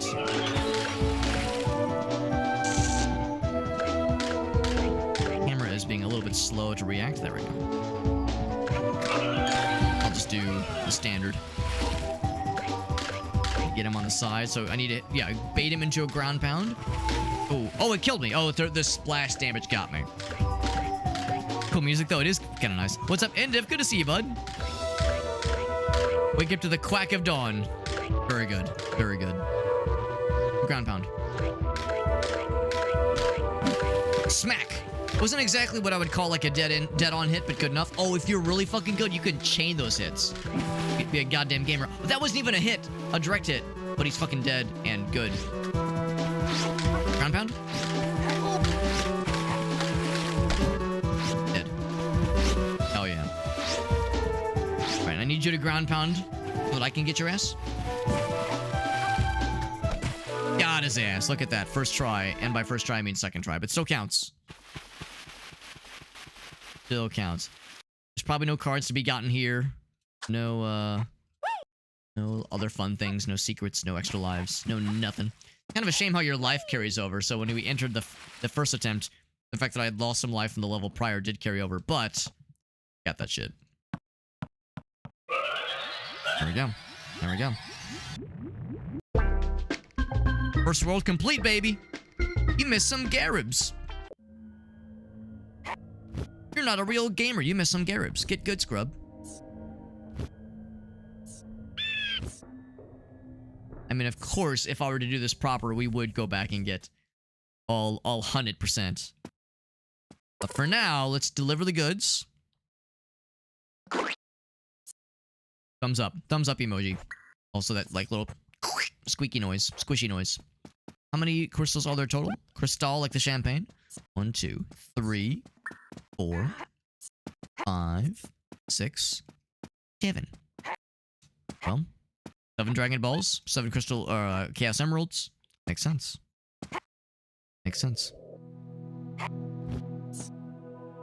Alright, on to the next level, and again, presuming that we're kind of implied to go clockwise, onto the Carnival level, which I do remember. I do remember this level fairly well. The Atlantis level, I remember that boss vaguely.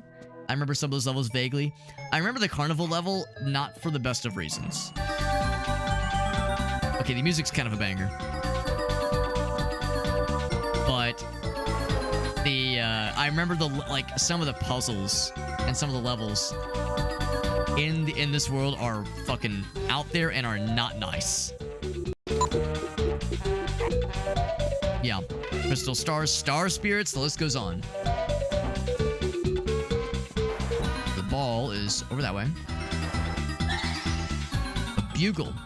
If Bugle steals the ball, he'll start to follow you. Be burst by spikes. Bugle. Is that the guy flying? That guy, yep. The ball is somewhere over here. The ball is usually near the entrance. I hate to admit that I'm enjoying this soundtrack more than I should be. As I was saying earlier how, like, yeah, the soundtrack's not quite as good as some of the other games, but I'm like, I'm still kind of vibing, though. I'm still kind of grooving over here. I don't know if I have to kill this guy, but it might be worth my while. Because he could drop something cool. Or those delicious cards. Get popped, idiot. Dead. I lured him to a quick death. Conveyor belts. Yeah, this level will probably remind some folks of some PTSD from this game, because or maybe not this one level in particular, but some levels in this world. Use small gaps. Oh, that's cool. I wasn't sure if it had like an actual function, but that makes sense. That would do something. Small gaps like this one. The number of times you're playing an old, or not even an old, just any kind of game, and you're looking at like a gap, and you're like, come on, my guy can fit through there. He just has to go sideways. This is one such game where you actually do get to go sideways, which is kind of nice. Nice little feature there. Lowers the candy cane walls. There we go. Candy cane bars. Can't I just lick them down? I'm good at licking modest cylinders to completion. At least I was in college. Alright, so. Oh my gosh, I love the juggling egg fella. Juggling chicken fella. Is he a villain? Ouch. The answer appears to be yes, given that he just fucking murdered me. Is he unkillable? He might be unkillable. If I bowling ball his ass. Who'll be laughing now? Or then, I will. Get ready to get bowling balled, idiot. Get bowling balled. Oh, he'll jump on the ball? Is that what's going on? Dead. Very good. Of course, no shortcuts or no checkpoints, but that's fine. If you were like a big gamer, you could probably speedrun up onto that little fella. Can I already press this? Yes. It activates the variable. Alright, so that guy probably cannot be killed. Some bad guys cannot be killed, or not even stunned in some cases. We'll get the checky in a second here. I think if you take damage, I think if you get more points, I think you get healed quicker as you get points. I don't have like any factoids to back that up on, but that just seems like what we're observing. I could just jump down. I don't know if I should though. Let's keep climbing. Up means progress.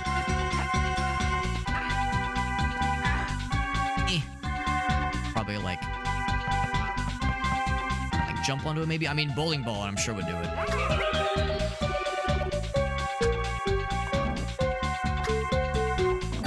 Like it's hard to like. There we go. There we go. I'm trying to think like what's a good way where I can get some airtime with this thing, enough to get some momentum going. Oh, bouncy. Oh, big bounce. Get the checky real quick. Ooh. What if you're towards the middle?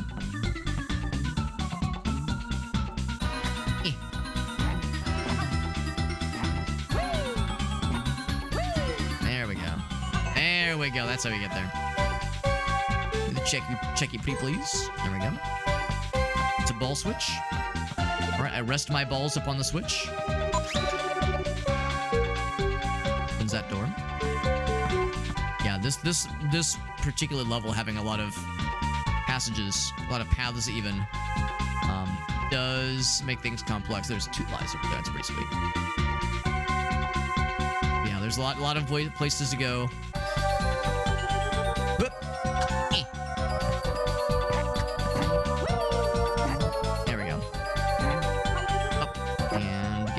More momentum. Oh, I guess I hit the ledge. Keep going. There we go. Does this open the other wall? To the door, that is? One behind me? It does. There's even one beyond that. Yeah, the camera is kind of obstinate here.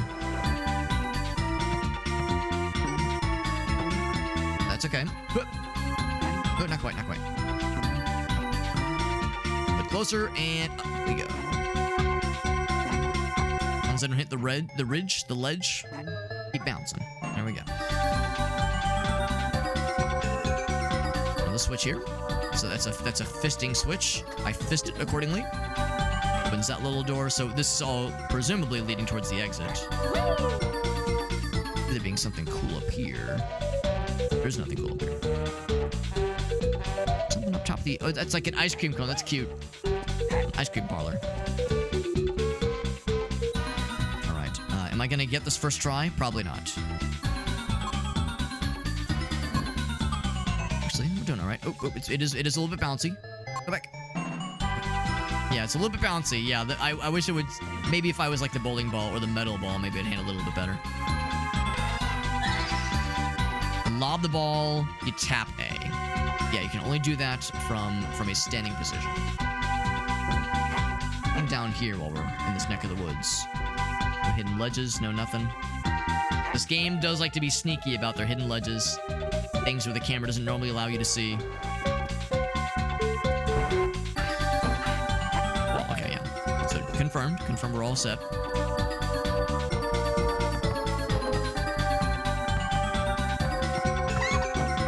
It's like I want to take myself up there at the same time. This is probably what you're supposed to do.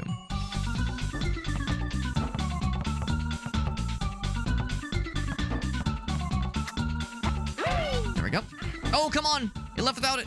It was too busy bouncing. Gotta settle better.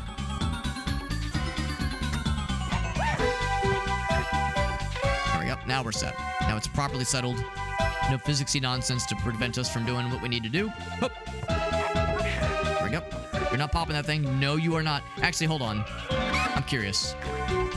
Is he gonna jump on it? Okay, I was gonna say, I feel I have memory of him jumping on this thing. He's gonna fall off the edge. No, he's just gonna throw eggs at me and be a general shitter. A shitter of generalities.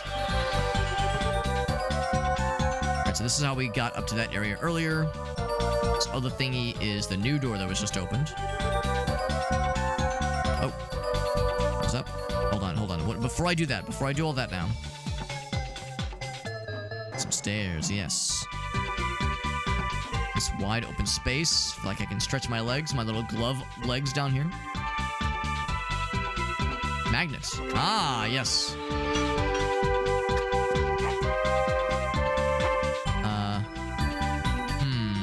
Maybe I have to do something to make it go. Is this it? No, it's not it either. Whomst is this fella? This gormless fella. Dennis. This is just Dennis. That's his name. So he's not a bad guy. He's just a little fella.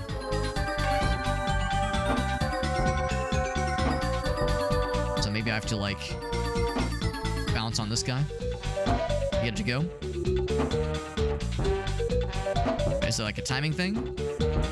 Or hold it maybe? Not really. Right, Dennis. You seem like an alright guy. Ooh, I bet I have to like slap this thing good. Right now, it's pretty weak. Oh, if I put the ball on it though, and then get Dennis to do his thing, he'll bounce on a crazy style for me. He's a fucking gamer. The question is, how do we start this game up? Let's stick with what we know.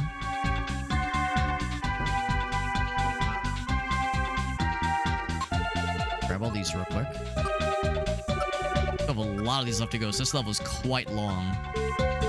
But that does track with what I remember. I remember being in this level for a long time as a kid, trying to figure it out. I think this is like around the time I started to lose patience with this game as a kid, and it probably is how it was for a lot of other people too.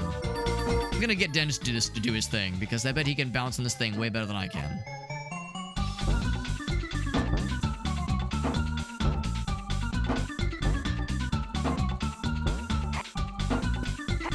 Okay, maybe not. I was thinking, like, surely he can, like, ground pound like the best of them. In that case, I will. I'd say, Dennis, you've been relieved of your duties.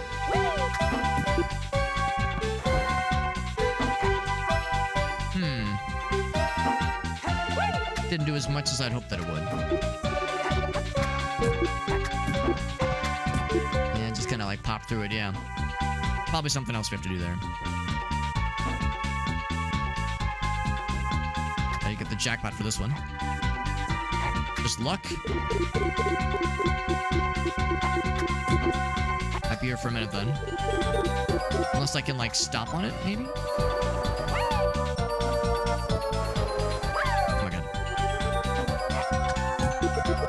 Okay, so if you wanted to like have one committed. Actually, yeah, I'm curious about the question mark.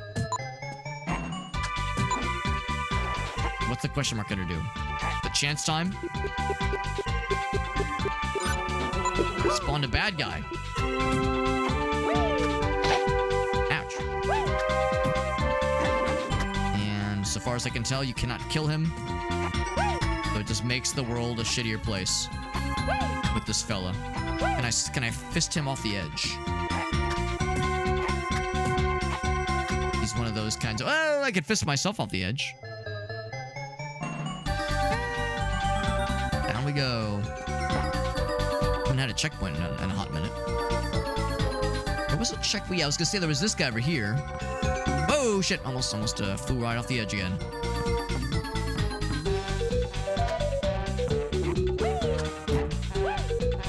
The ground pounding does not make you jump more gooder, unfortunately.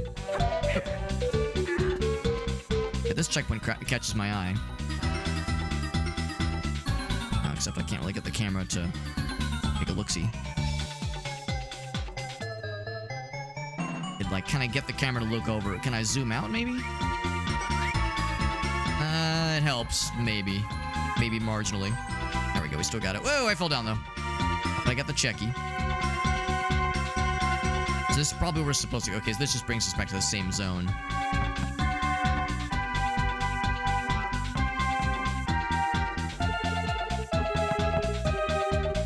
Uh-oh. Uh-oh, maybe that was a poor move on my part. Oh, the magnet hurts you. Yeah, I learned.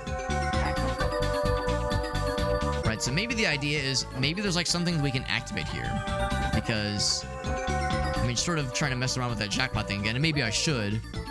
Not a whole lot obvious here. Although, what's this do? Just with this bumblebee being a little shitter. I think I'd seen the level right there.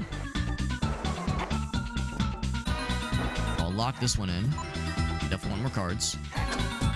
As long as that little hornet fella doesn't get our ass.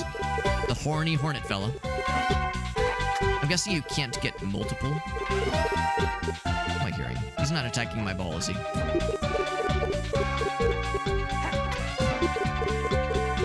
Trumpet noises. Elephant noises. Not gonna give me one of those Garab cards? Come on, bro. Okay, well, that's very tantalizing. There's that one. Lock this one in. Can you get this? Can you score this multiple times, I wonder? Probably not. Ouch. Yeah, I'm not gonna... Oh, it explodes? Jesus. Brutal. That's fucking brutal. Explodes. As if that was necessary, my man. My guy. At least he fucks off after that. Will you give me another? They won't give me another. They would never. They would never dream. But I mean, unless... I wouldn't complain. But I wouldn't hold my breath. Or my ass. This fucking dude. It's really a shame he can't kill some bad guys in this game. This is one bad guy. So I will not give... Actually, the frog could be useful. It's not an enemy. I don't think. I think the frog is a potion of some kind. I think it turns bad guys into frogs. So it could be useful right about now.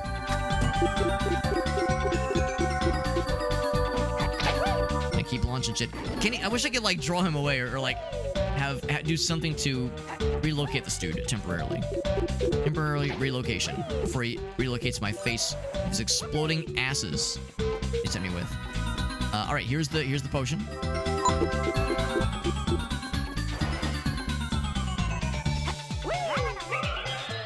Get frogged, idiot. And kill him. He's dead. So you can frog a lot of things. Oh, it turned that guy into a frog. I don't know if we want him to be a frog. I'm gonna not frogify him. Or rather, I'm not gonna killify him. Actually, I'm gonna lock this one in though. There we go. We'll lock this one in next.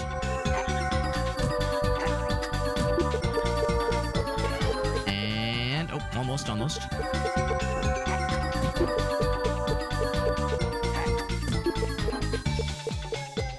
come on. That was one off. What a tease. You can do it. I believe in you. Please. I beg you. There we go. And that's the big potion. And by big, I mean it makes us 20% larger, but like 1,000,000,000% faster. Oh, maybe that's how you get this guy.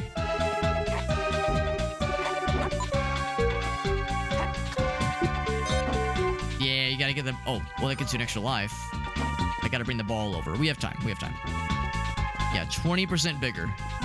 Which is significant, but also not like gigantic like we were like it was advertised. That explains how this works. There we go. Oh, heck. I moved too suddenly. There we go. Bam. Got the cards. Got the coins.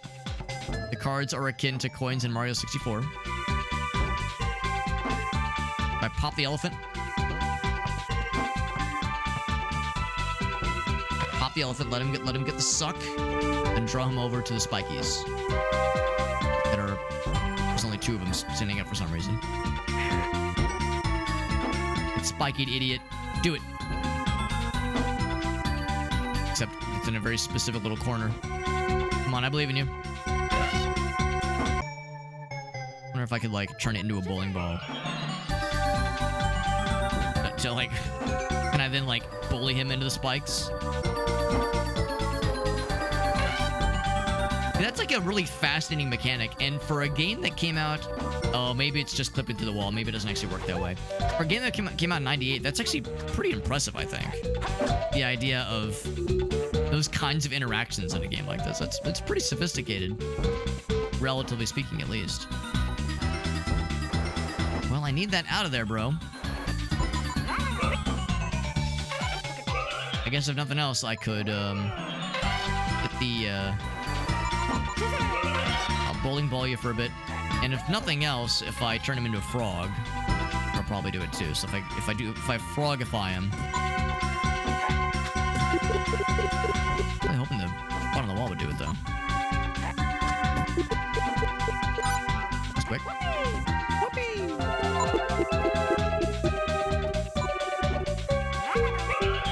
Get his ass.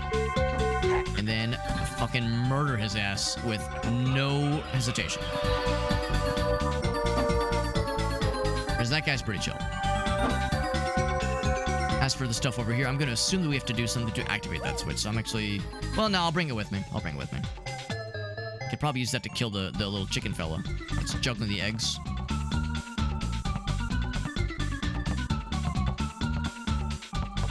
These taller steppies. One uppies.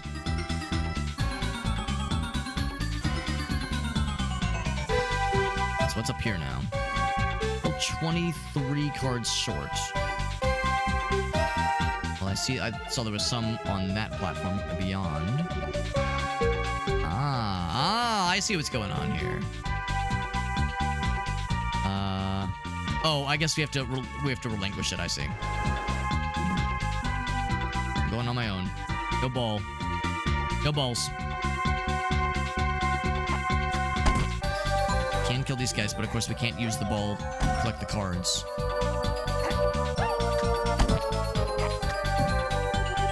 Wait for them to pop out.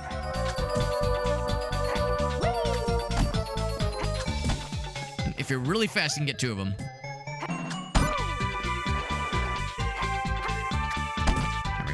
Kill all of them, you get another switch.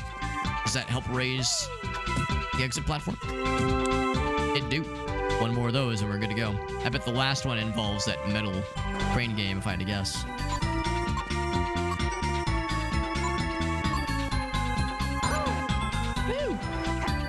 This is an extra life, because again, every 50 cards, you get an extra life, regardless of what's the maximum number. Oh shit, I should have jumped on that. If I jump down... Like hella fall damage, obviously, but there's like floating up there. Shouts to the draw distance of this game. That chicken fella is being rendered even when we're so far away. That's pretty impressive. From a technical perspective. Ooh, there's that thing. If I get on that. Oh, I guess we saw it. I never jumped on it. I never like explored it fully. If I just roll, it's gonna roll really far. Didn't take fall damage, so we're good. So we've definitely been here, but I haven't been up this way before. Boop, boop, boop. There we go. It's one extra life. Do I have what it takes to just double jump? Yeah. Well, hold on. The ledge grab.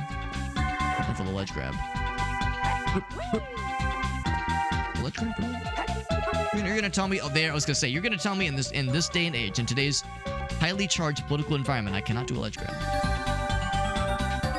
What's over there? There's still something about it. And again, there's a switch we haven't found as well.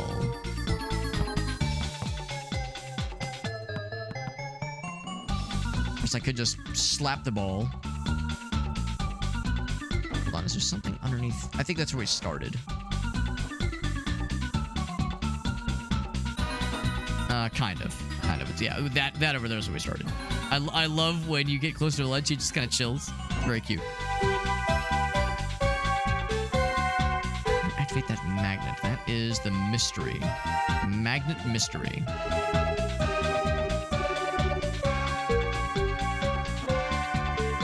Like this way.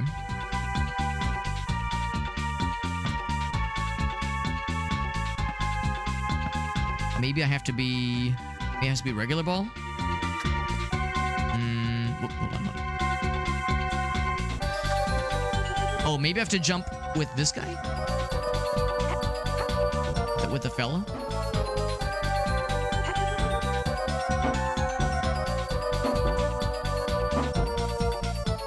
I still don't really see any way to, like, chain the jumps together to go higher and higher, necessarily.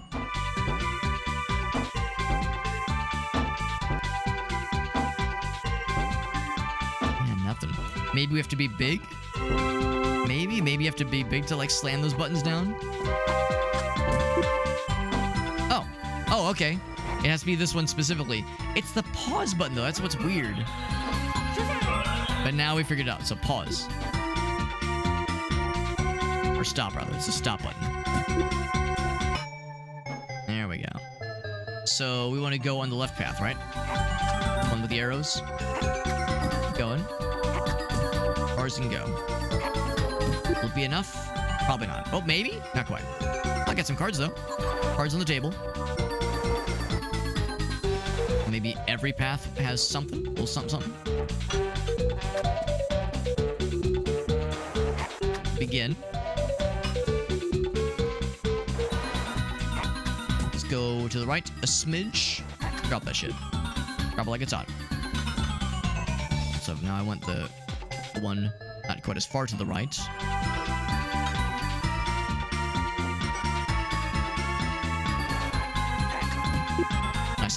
Nice and in the middle. Very good.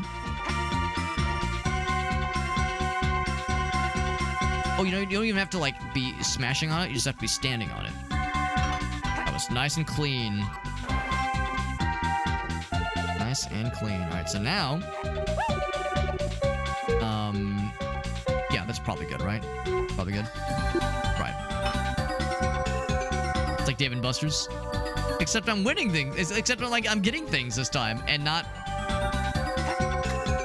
And what I'm winning is like worth something, and is not like a sad like, oh sorry, you only have 6 billion tickets. Yeah. Oh, you can afford half of a Tootsie Roll.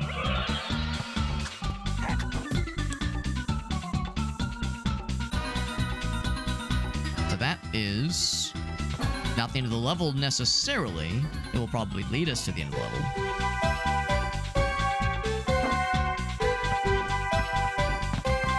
Glad we got rid of that hornet. That guy was a menace to society.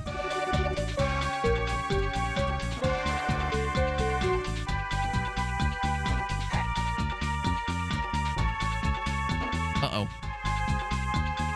Uh-oh. I might have done it bad. Oh no. I was like, oh cool, maybe there's like a bouncy boy out in here. There is no bouncy boy. All there is a soft lock. All this is a soft lock. Can someone mercy kill me, please?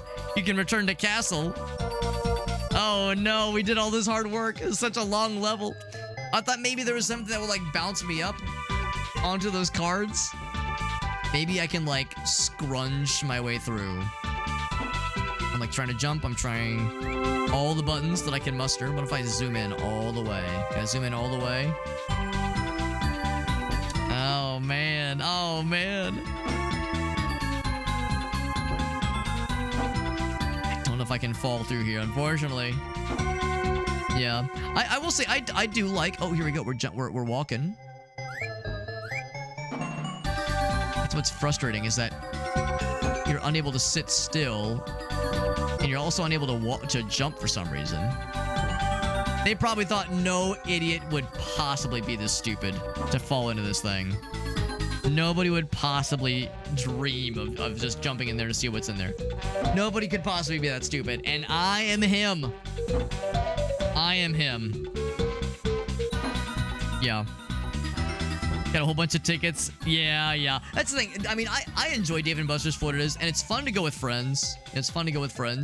Also, in our friend group, one of our buddies, his name is Chuck. He is extremely good at the games on Dave and Buster's. So like, it's a marvel watching him in his element, trying to win those tickets. It's pretty impressive. Return to Castle, man. We have to. There's no like start over. I don't think. There's no kill me and let me die. There's no mercy kill option. Well, the good news is we can probably do that one quickly again. Now that we've kind of gotten a glimmer, but man, we were there at the end, man. We were there, god damn it. Unfortunate, of course. It did save our score, but it did not save our collections or otherwise level progress. God damn. God damn. Only myself to blame. I thought maybe there'd be something that would launch me or something cool. You know how it is, man. It's a platformer game. You see a little hole to jump into. You see something cool and inviting. How can I pass up a good and inviting and alluring looking hole? If being drawn in by an... being seduced even by an alluring hole is wrong, then I don't want to be right. This thing... conveyor belt is going the wrong way. That's why you need to hit the switch. Not just it's not just a want, it is a need.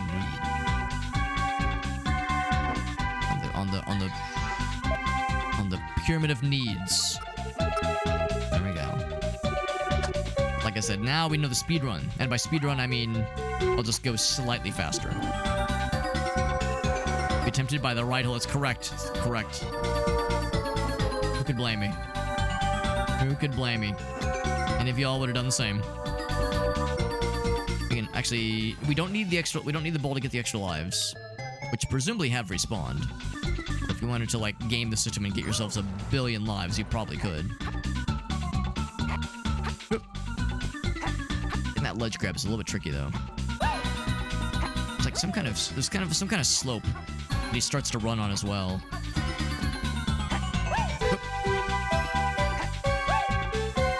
Oh, I fell down. But I did not take fall damage because I slid down, apparently. Camera? There we go. Need that yellow potion to make me go fast. The yellow piss potion. Makes you piss quickly. Piss it into the wind. Except don't piss into the wind because, you know, it might come back at you. It was this one. No, I'm full of shit. There we go. Hold that ledge grab for a life that I don't necessarily need, but I want it. There we go. Like when you pick up a life, the Garib indicator does glow as if you would have picked up a Garib just now. But of course it does not count as one. Nor would I expect it to.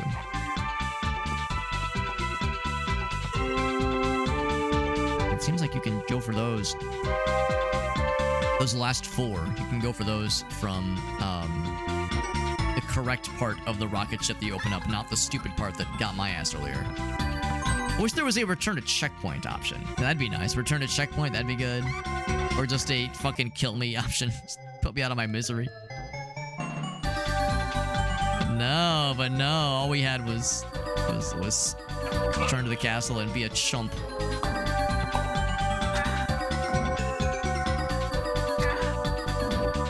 Let's see. What did I do earlier? I think I did this.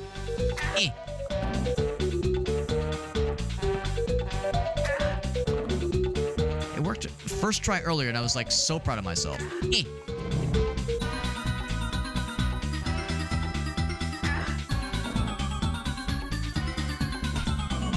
Oh, careful, careful. Smack. Come on, you're telling me that doesn't work? Come on, get out of here. It worked so well last time. I felt so cool.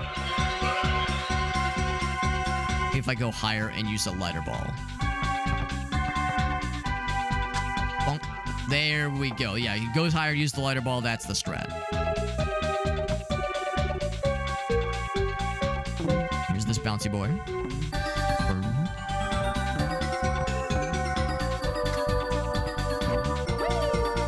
Once again, I'd be really curious to see how speedrunners do some of these. I mean, some of these areas, it would be fairly obvious. You had the right kind of momentum and you made the right kind of jump. You could skip, you know, for like in this area, for instance, you'd be able to skip having to jump back down on the bouncy pad and just jump across those other platforms nice and easy. Well, that's kind of cool. I didn't even have to bounce on top. You just bounce the side of it and it still counted. But yeah, earlier I was trying something kind of similar where I was doing this. Oop, crap, except I fucked it up. I dribbled one extra time too many.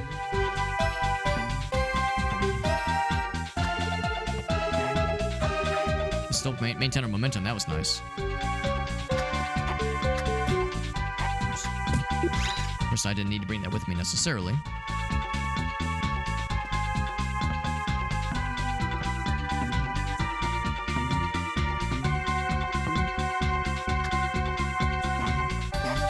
Yeah, there we did lose our momentum, though.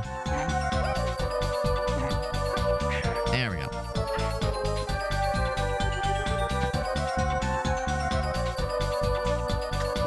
I'll just... Whoop, whoop, whoop. I'm gonna do it nice and careful. Be methodical here.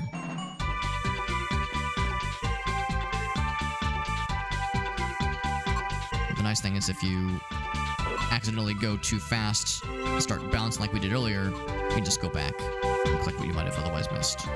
There's the bounce. Oh, we lost it. We're losing our balls. Heck.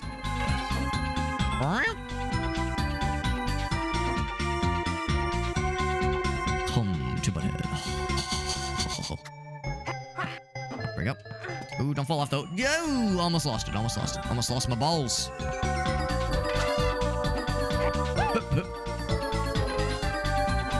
Opens this up now. There's still quite a bit we're missing.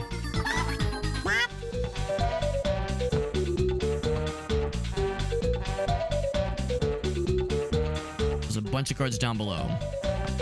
And some up, I think there's some up here too, aren't there? Oh, well, we have this whole thing, this whole sequence. It's kind of nice. At least, like, the draw distance is pretty forgiving in this game. So even if you're far away from things, they will still be rendered. So that's one thing this game has over Mario 64. You know, there's low poly Mario in that game. There's certain things that will not be rendered once you're a certain distance away. Fun fact about Mario 64, one of the few things that remains that always gets rendered no matter how far away you are from the object in a level is the red coins. You can always see the red coins, at least if you have line of sight, no matter how far away you are from them in Mario 64. But stars, well, maybe actually stars do not have that kind of render distance, and definitely regular coins don't either. Enemies, same thing.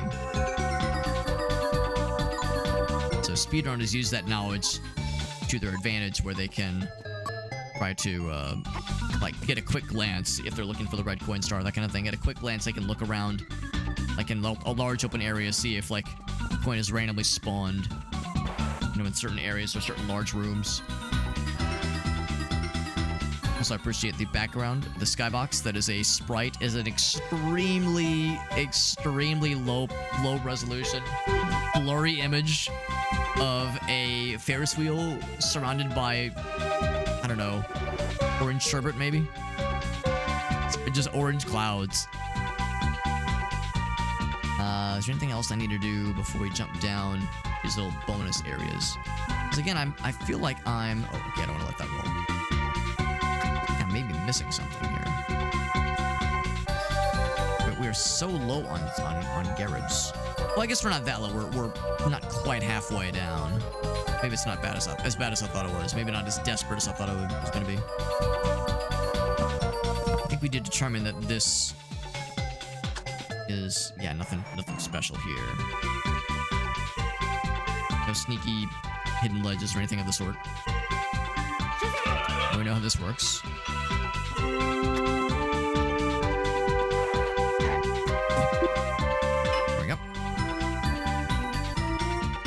Say just give me the first one, because we don't really we want all these eventually. It gives me the right one right from the get-go, completely by accident. I want all of them.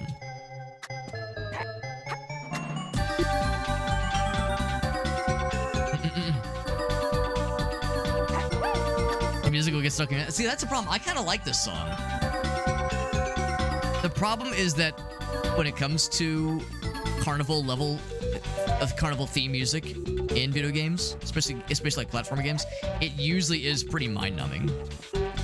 So to me, it's kind of refreshing where this one's like, oh, like the melody is not like completely ball sack twisting, but it's oh shit, that does do damage for some reason. But I could also see where it's maybe not for everybody. That is valid. Especially because you're here for a long time. And I think that's a big part of it too. It's a long level. And this is where the game starts to get pretty hard. So I think I would very much see how some people would associate this with maybe not the most positive memories.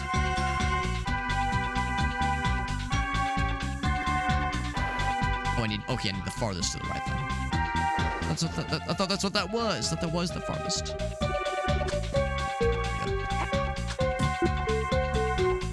Yeah. Yeah, it's like you can already feel it coming. Oh, it didn't even grab it, so it's like slightly off. Slightly off. Like, I know it's coming. I know my brain's gonna punish me later. I think maybe if we start as far to the right as possible, probably a good chance. Oh yeah. Boop, boop. Need the second from the left. I'm trying to think of some examples of casino or like maybe not casino, but carnival level themed themes in video games that are sometimes a little bit mind-numbing. Because I was thinking for Sims when I said casino, but honestly, yeah, when it comes, that's the same kind of thing. It's frequently a similar kind of motif. There is, I think it was Sonic 3, his Carnival Night Zone. Don't love that theme. Act 1 or Act 2. It's not, like, terrible. It's not my favorite.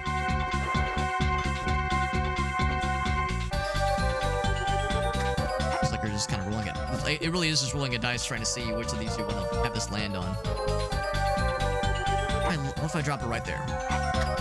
Will it be enough to the left? No, it is not. Gosh darn it. Maybe like even further to the left. See if that'll work.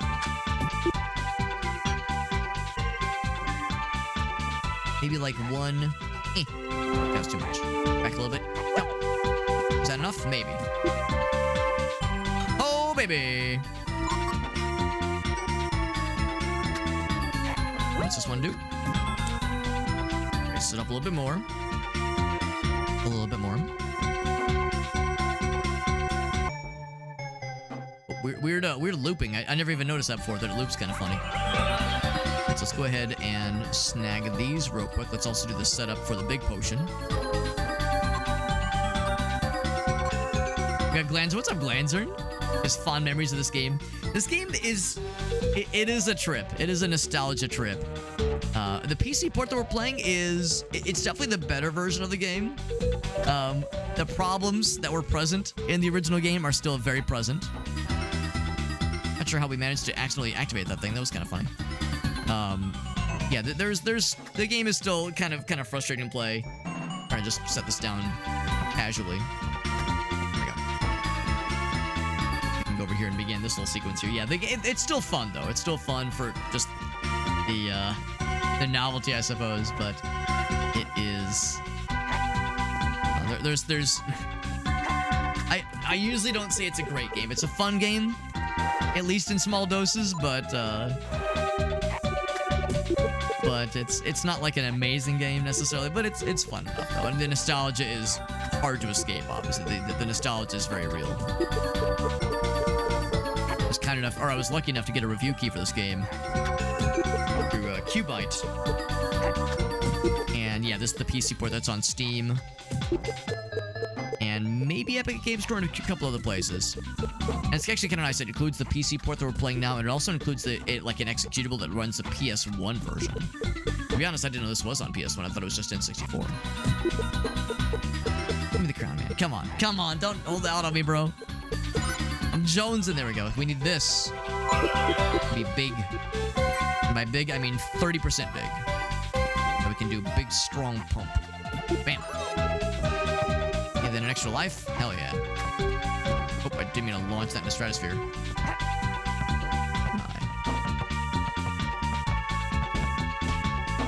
Oh, right, you can't... Forget you can't do the like, just jump and lob. You can only lob from like, on solid ground.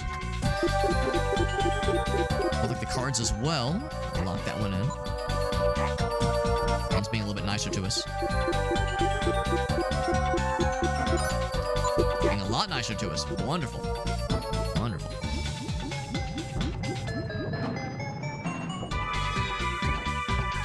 explode just now.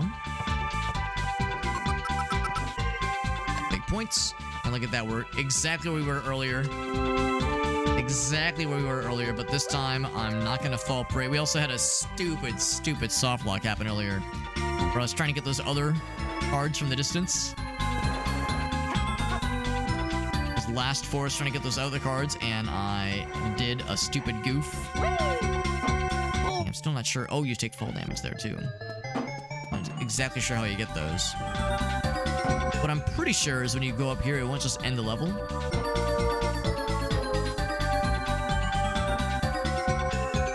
Blast off to space. Oh, maybe it does end the level. Shit, it does end the level. Damn, so I have no idea how you get those things. Brutal.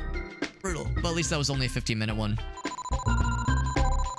The speedrun challenge is to do that in 7.5 minutes. But of course, if you're just trying to go for speed and not necessarily for getting all the cards or getting as many of the cards as possible, then it's not as big of an issue. We have 26 lives, by the way. Goddamn. We're so healthy. So lively, even. Let's see. I can go a little further. I don't have as much memory of this level. That previous level I definitely remember pretty vividly, but this one is not quite as clear in my brain.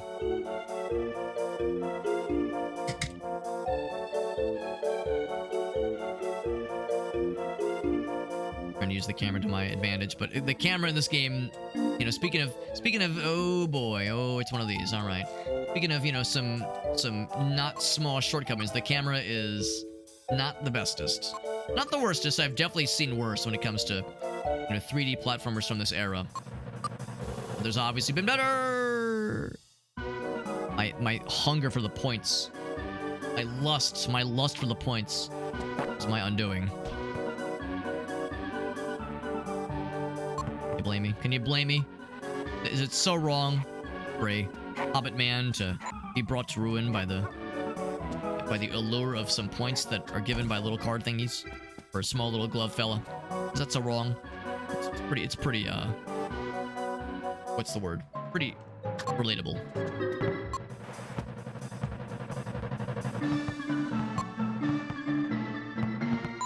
Trying to get these in any way that is resembling trying to do them quickly. Meow. Oh, that's cute. The ball goes in one and you go in the other one. There we go.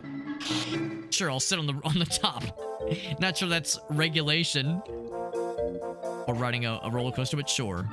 It's not really a roller coaster. Or, well, I guess by the most strictest of definitions it was a roller coaster, but it's the shortest roller coaster ever.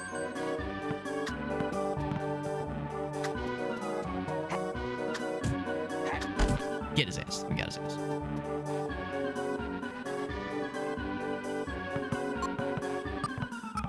There we go. There we go. That's how you do it, baby. The momentum, get them points going. This is a little bit scary. Oh, that doesn't rotate with you. What the heck? It does not rotate with you. That is fucking wild. That is fucking wild. That's crazy. It doesn't rotate with you. So you have to like I'm over here like, chat, is that real? Like, is this real? Here, I'm just gonna say I don't need points, but I do want the extra life. Can I just sit here? Let it rotate into me? Okay, can I take a little, can I do the thing where I just hang my legs off the edge? You know, if I move too close, I'm just gonna slip right off and die. I guess that's what we're going towards next. As for the extra life, hoop. Oh, yeah.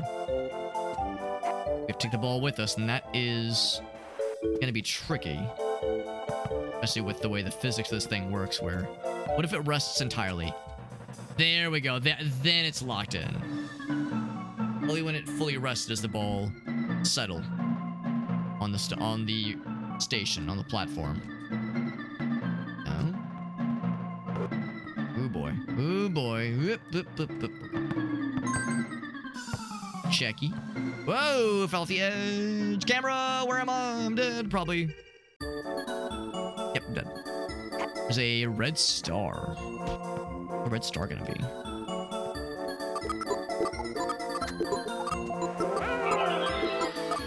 Makes the ball... I don't know. Does it make it like... what is it? Ouch. Have to break the teeth? Yes. But it's real scrungy. You break all the... What if I break all the teeth?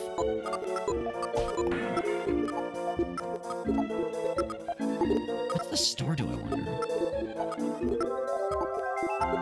It does something good. Maybe it does that. Maybe really like the ball is invulnerable to damage or something. But I guess something cool if I break all the teeth. This strikes me like as that kind of game where yeah, if you break all the thing, you'll get some kind of cool guy reward. I'm dead. That killed me.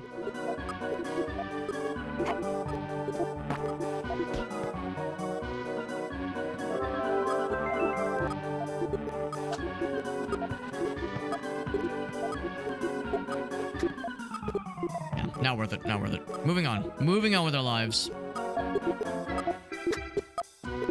It's on the ball specifically. These teacups. And that is a teleport, maybe?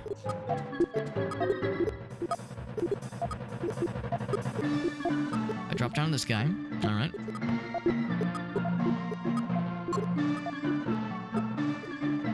Let's see, I think, yeah, we are picking stuff up. I'm gonna assume we want to land in the center. Maybe it's a teleport. Maybe I'm wrong.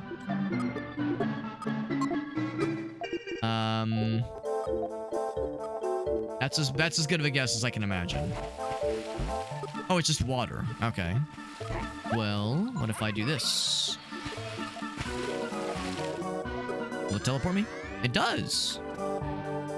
It'll teleport me. It teleported me. So I think this is, yeah, the next major destination.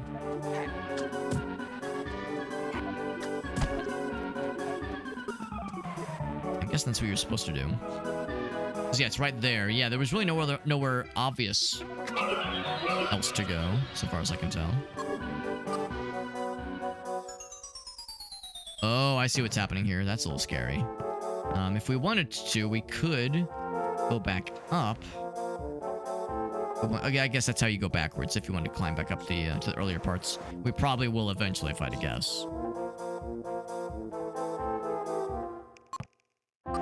Oh no, come back! Oh, it's back. It's dead. My guy's gonna panic. He's gonna say, ah! Fell off the edge. Yeah, that's the thing too. You so easily lose track of the ball. It's a good thing the game is very generous with extra lives. I mean, 20 some odd extra lives is pretty darn good.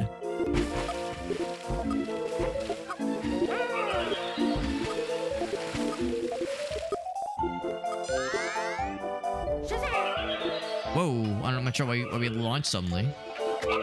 What's going on with the physics? Why are we like bouncing off so much? Okay, here we go. It's a good thing the game is like fairly generous with extra lives, but it's very easy to lose track.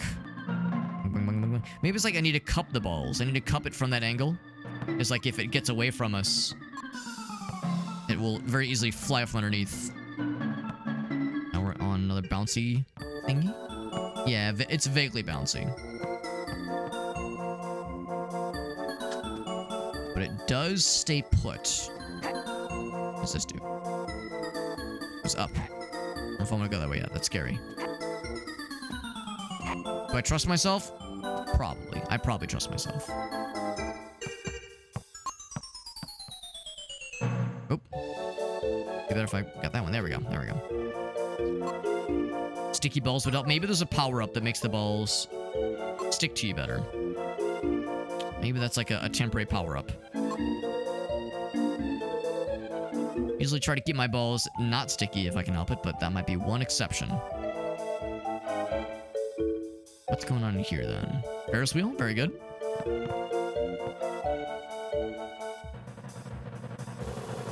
And... sucks.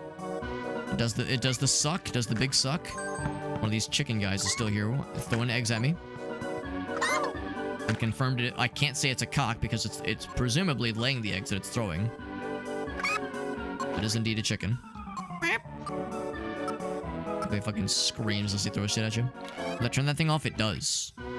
It do. Another one of these little puzzles. Yeah, I think the key to this one is to, like, try to cup the balls. Like, as it's going down, cup the ball to prevent it from, like, flying from underneath you. From out from underneath you.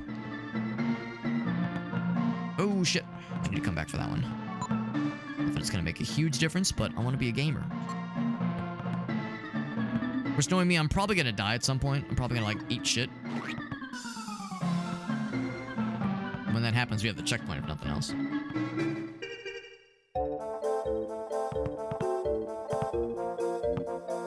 That will take us back up if need be. Where does this thing take us? Stuff over there. Oh, this takes you back to the top if you fell down and you were sad about it. Whereas oh, am I dead? No, we're not dead. We're not dead. Whereas I turned this thing off earlier. Right, controversial opinion. I'm just gonna go ahead and die so I can respawn at the top, grab that one card, then I'll hit this checkpoint. Because if it means I don't have to do this part again, it's worth it.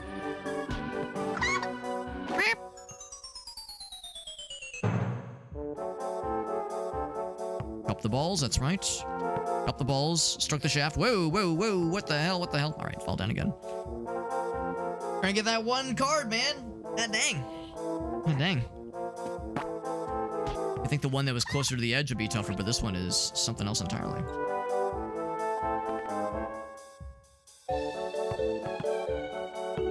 It's close enough. There we go. There we go.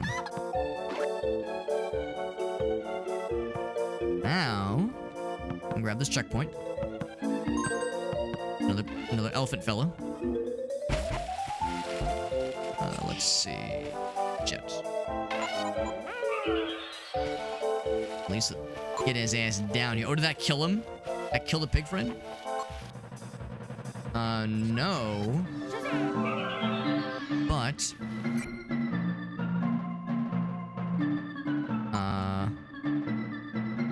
I have a helicopter?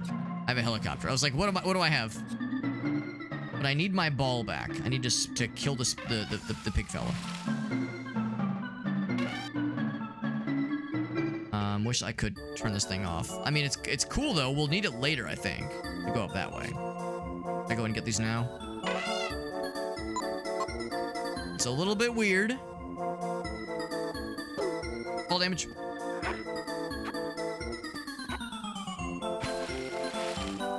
The elephant is not dead. He's just not rendering in the water. Now, what do you do if the elephant grabs you? It's supposed to follow you around. Here, if I do this.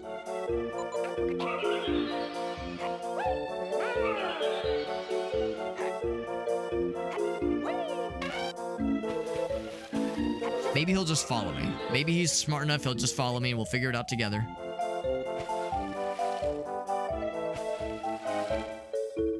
I go up this way. Maybe there'll be some spikes to handle it for me. It's a little bit touchy controls. Here we go, here we go. Oh, but you can have both simultaneously. Oh, he just fucking knocked my ass off. Knocked my block off. My blocky ass off. See, I was hoping that would actually cancel out the helicopter. I like how sometimes you can cancel out an effect or a potion. You can, like, cancel it out willingly. I was hoping you could do the same for the helicopter, but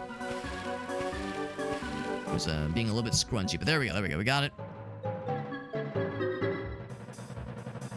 And then I think we have to just kind of wait for this to end, so I can then get the bee fella. I can then grab the frog potion. He's on to me. Yeah, so it's a shame you have to wait. Really looking at me. There we go. Out. Pig fella has declined pursuing us further because he's a smart lad.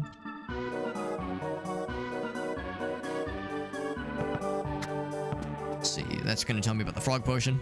Of course, by this point, you would have already found the potion spells. Spell potions, that is.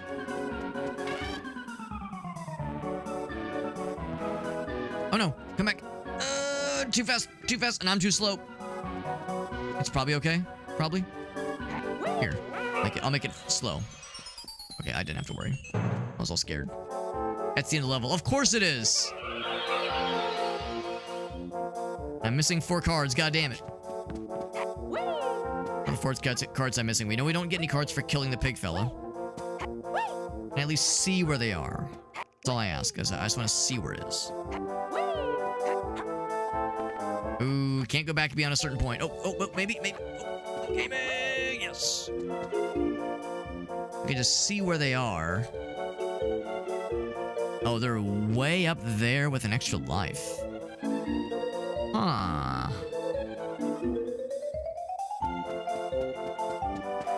How do you get that stuff? Maybe once that thing launches you? Huh. I really don't know. Yeah, maybe once you get launched up, that little chute on the left-hand side. There's something there, but that's... I don't think there was anything significant to that guy, yeah. Nah, life's too short. I'm really not sure. I mean, the reality is, yeah, we're not 100% of this tonight, obviously, or really anytime soon, obviously. I think I've only 100%ed 1 level in this game. Just a little bit shameful. 2 if you count the boss battles. Because there are no cards in those. Happy Dance. 4 cards short, man. At least we're getting a lot of extra lives. At least we're consistently going like about 2 and some change times the goal time for beating these levels.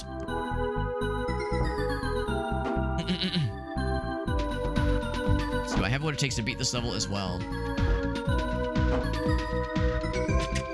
Let's see, it is a little bit late. I think I will go and wrap it up here, actually. Look at that. You can actually say a checkpoint. Maybe you can say checkpoint if you have the ball on your person. Maybe that's why we couldn't use it earlier. Maybe that's why. Because earlier when we got soft locked, I would have loved a checkpoint option. But it's probably... Well, actually, no. Yeah, you can use it even when you're not in the vicinity. What if you're in the midair? Oh, that's the key. If you're in midair, you can't do it. That's how Bomberman 64 is specifically. You can exit the level like on command, but only when you're not in midair, because the idea is, of course, you can pause before you like fall off a cliff. Maybe if you're in midair and about to die to like a lava pit, you could use that to scum yourself from losing a life, that kind of thing. So I guess that's why they have that limitation, but still brutal. And so I'm kind of curious, how many more carnival levels do we have? Probably just 1 more. Yeah, it's usually 3 levels and then a bonus level and then the boss battle. I wonder if there's a way to look at your records to see how many, to see your stats, to see your Garib collection, that kind of thing. Let me do a quick look around to see what some of the other levels in this game. Because again, I don't think you have to do them in a certain order. And I don't think there's like Mario 64 where certain levels are only unlocked under certain circumstances. I could be wrong. Oh, it looks like I am wrong. This level is only unlocked under certain circumstances. Never mind, I'm full of shit. So maybe it does have to be done in the right order then. Because I don't know if I know that one back there. The space level or moon level vaguely feels familiar. But yeah, only vaguely. Sure enough, yeah, it has to be the certain order. Some kind of castle level. I think I remember the castle level. I think that might have been as far as I ever made it. Castle world, that is. Because I think I have like some memories of what those levels look like. This guy is so red and angry. Treasure chest or like beach level, maybe? Oh wait, I can go here.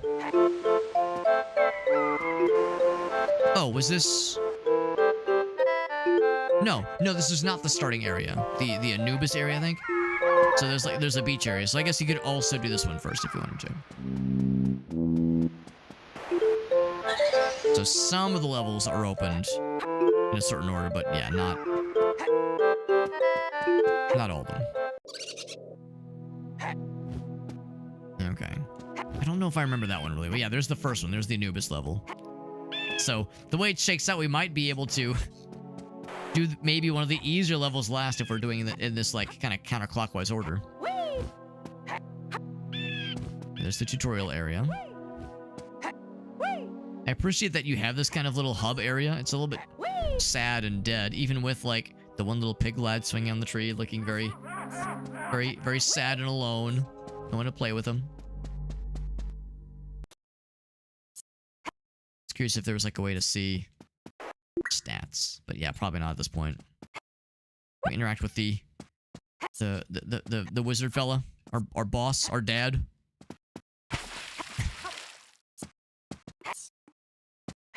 All right, well, this was fun. This was fun, and if nothing else, a nice trip down memory lane for a game that I definitely lost my patience with back in the day, and I can see it. I can see how the patience gets lost from a port perspective. You know, removing the quality of the game aside, just the base game aside, and just talking about the port. Yeah, there's some visual things that look worse in this port compared to the original, which is kind of a shame. But you know, part of that is just it's old software, obviously made with old technology, rendering that kind of stuff with newer video card technology. Not all that is gonna carry over that well, but it plays fine. There's no like frame rate dips. Didn't crash, obviously. So like from a technical perspective, it's fine. The widescreen support is nice. Some resolution, some textures having a high resolution, I think. Yeah, it's. I appreciate that it performs okay, and just having this being available on Steam so that people can like revisit this game is nice to see. And if I had it my way, more games would be like this. More games would be readily available in a digital format. You could just go to Steam or the Nintendo eShop and just, you know, drop 10, 20 bucks and you're good to go. So no, I'm just glad this exists just as it is. So, would I come back for more? I might come back and see if I can beat this game at a future date. I don't know if it's not like it's not on the like I gotta do it list, but like maybe at some point. Especially like if nothing else, we've proven ourselves as being able to, you know, do decently okay with the controls, that kind of thing. So it's refreshing to know the game is pretty much exactly as I remember it. For better or for worse, it is as charming and as full of heart and as at times frustrating as I remember it. That soft light was such a bummer, man. That soft light was so silly. The one thing I'm curious about before I adjourn for the evening, is to see about the PS1 version. Because again, if you launch this game, there's a little pop-up that says, do you want to play the Windows version or the PS1 version? So if I launch the PS1 version, let's see how that looks. Because it might be a 4x3 game. Oh, dude, this is old school. Man, I almost wonder if I should have done this instead. Look at this. We got the cool... I mean, it is 4:3, but we got the cool letterbox screen around here. The intro cutscene is... I mean, it's pre-rendered, obviously. I mean, it's all like, of course, the original was pre-rendered as well. But this is like... Oh, wait, no, this is different. It's a different intro cutscene. I don't know if I've ever seen this before, actually. This must have been unique to the PS1 version. Why is this T-posing wizard using a jetpack?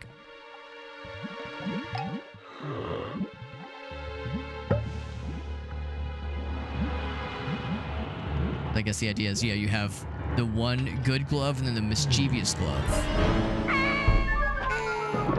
So it's a different version of this cutscene.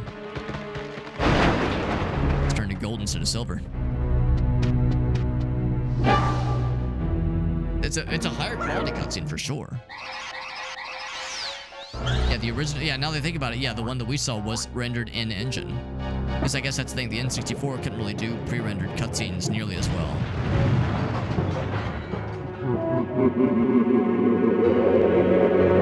That's actually pretty sick. I've never seen that. I've never seen it before. I've only seen the N64 version. Of course, you do have longer loading times, obviously, but that's a trade-off.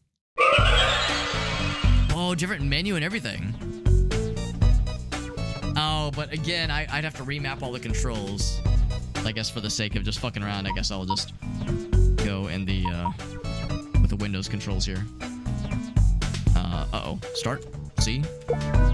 I guess it's Z. All right, Z. If I say new game. What's up, Master Train? So I'm actually about to wrap up, but this is the PC port for Glover And there's the Windows version, which we were playing earlier, which is much more akin to the N64 version than I remember. And then there's this one, which is quite different. Quite different. I almost wonder if I should have started with this one instead. It's also loud. And I like, oh wow, look at this. Full screen. Like looking to see if I can adjust anything at all.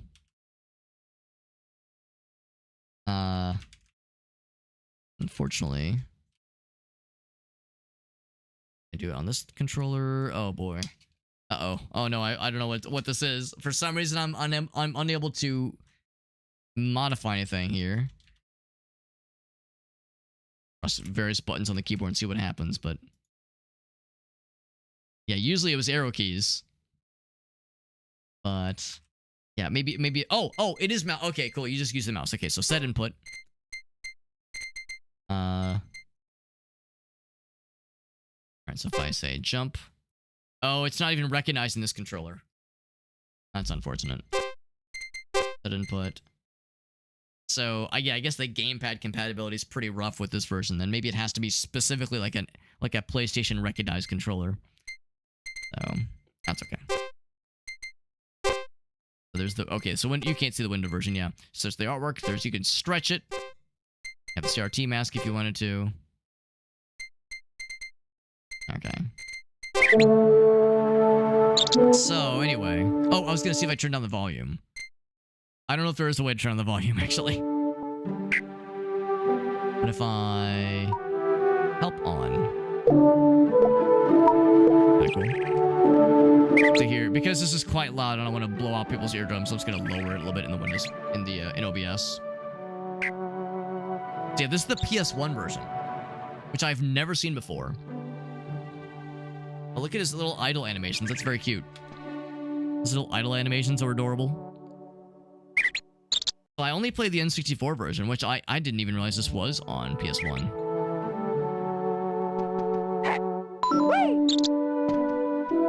And the game is kind of different, honestly. Because, yeah, there were not cards in the first level. It just jumped right into the... to like the first world and just kind of went off on your way. So I think I will say help is not necessary right now. Whoops.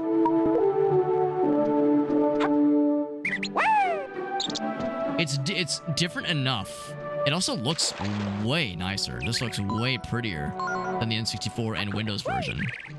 Oh man, N64 kids, we got the shaft on this one, man. This is kind of the better experience, as far as I can tell. I mean, I don't know if it controls any nicer necessarily. The one we played, I mean, this one at least looks nicer and has like more bonus stuff kind of added in. Yeah, I'm in the same boat. I thought it was an N64 only. I was aware that there was a PC port, but I wasn't sure that it ever came out. But there was a Windows version that was developed in some way, but I don't know if it ever saw like a commercial release. Let's see if I hold. All right, that'll tell me where the ball is. We'll find our ball.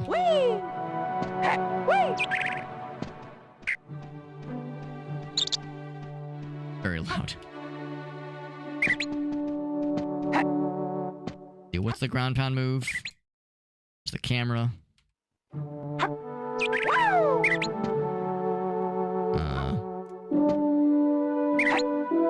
I'm like pressing a few different buttons. Nothing else. We can probably check on the set input. So circle is it's either X, S, or A. The ground pound, or it could be Q, W, E, or R.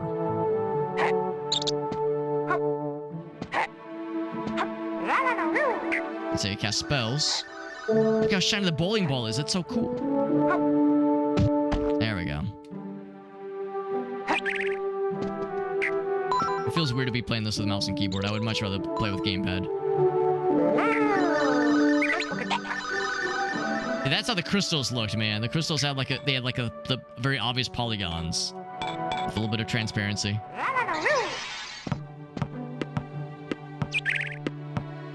So the physics are pretty similar. Not any better, not any worse. I would say about the same. I just like how there's like a level to be played in the hub area. Because yeah, originally the hub area is just kind of this barren wasteland. And it's thematically appropriate. It's kind of boring and kind of sad. Whereas this is much more interesting. But yeah, the controls are about the same level of like weird. Maybe more weird. I don't know. It's probably just because I'm not used to them. I'm a little bit more used to how the N64 version controls.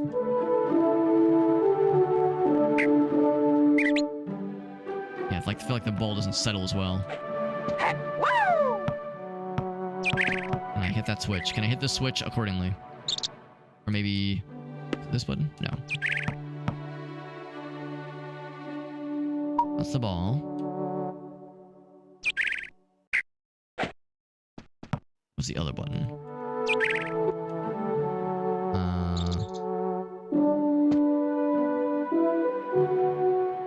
Crap.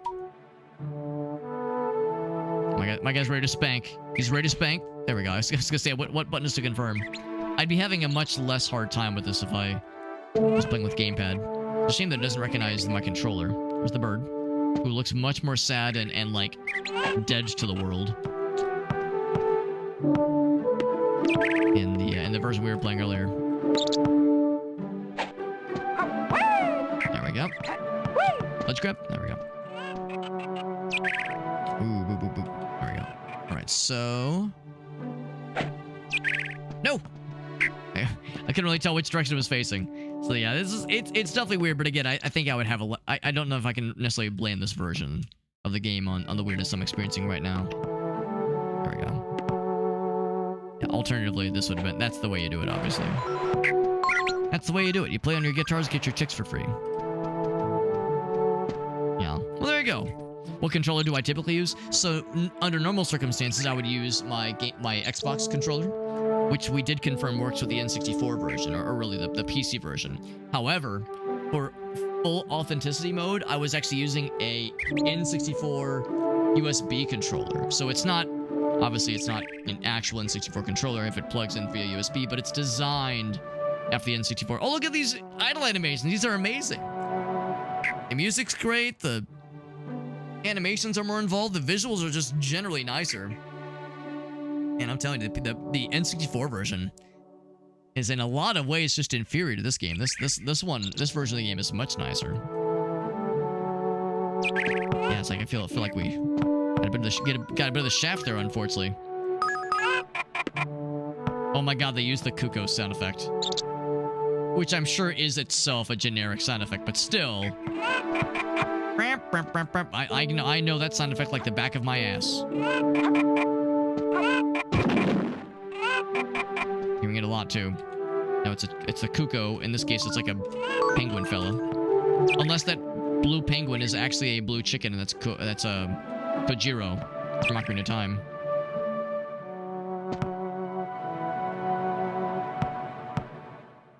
Then what button has you relinquish ball?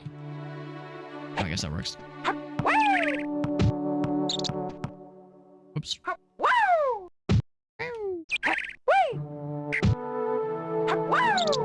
Having a really hard time here. There we go.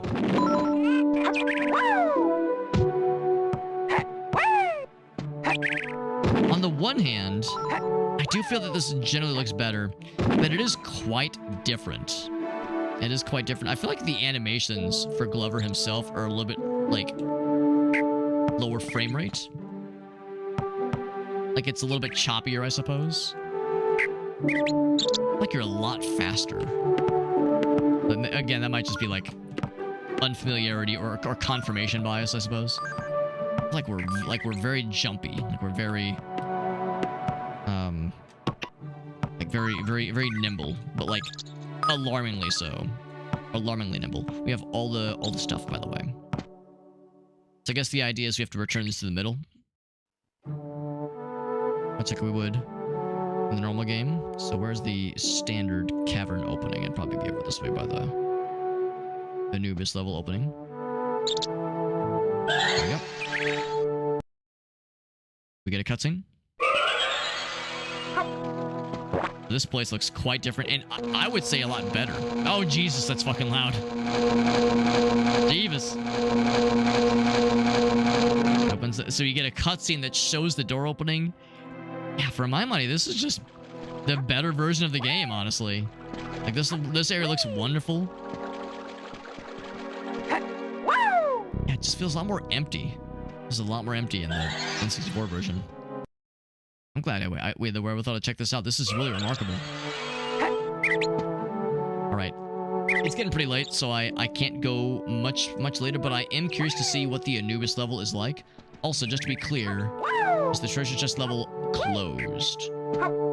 It is. I wonder how it opens, because the presumed order is this followed by the carnival level.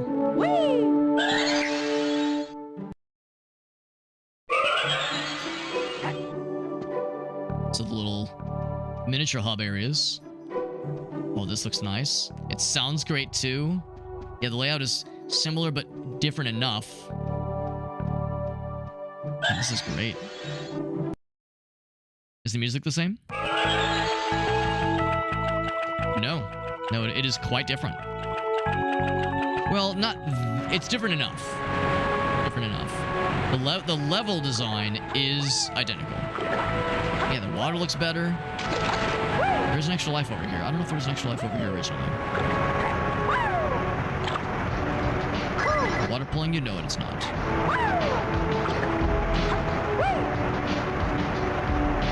There's the ball. And this fucking guy being a shitter like earlier.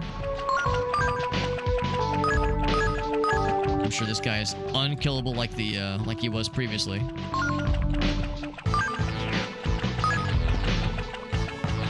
I think the soundtrack is different. It's similar, but there's some key differences for sure.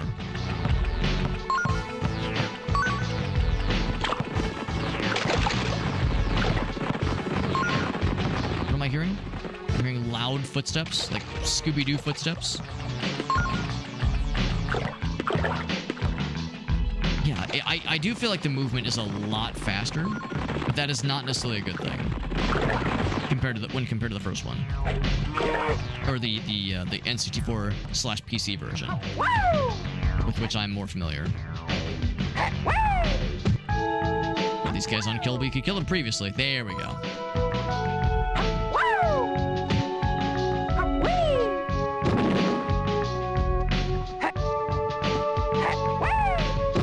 Or at least when you're rolling around, when you're rolling with the ball, you move a lot. It feels like you move faster. Again, it could just be like a confirmation bias because it feels different. And the camera perspective's a little bit different. I feel like Glover himself is a little bit smaller. He was bigger. Maybe that's another part of it too. Maybe because he's like a little bit bigger in the N64 version. He feels slower. Maybe it's just like a larger object moving at the same speed, so it just feels more of a vibe.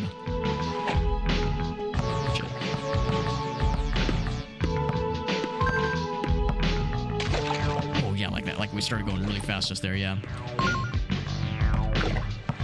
The visuals are incredible. Good to know that, yeah, there's some... You do get that PS1 texture warping effect for sure that we do not get in the N64 version or the Windows version. The edges are a little bit more well-defined. Because, yeah, like right there, the ball's kind of like clipping through the floor a little bit. Through the corner.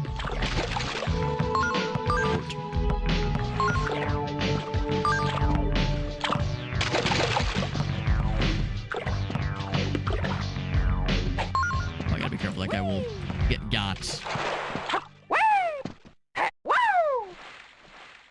Oh, maybe not. Maybe I won't get him. Open that door.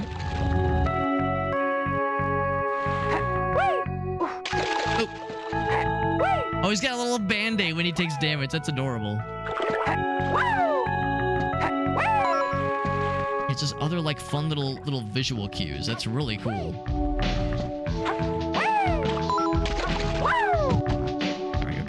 We got his ass. And then out of curiosity, as we collect more little fellers, or the card fellers, does that heal us?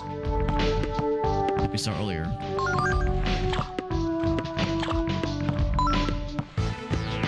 interesting that, yeah, those same cards aren't quite in the same place necessarily.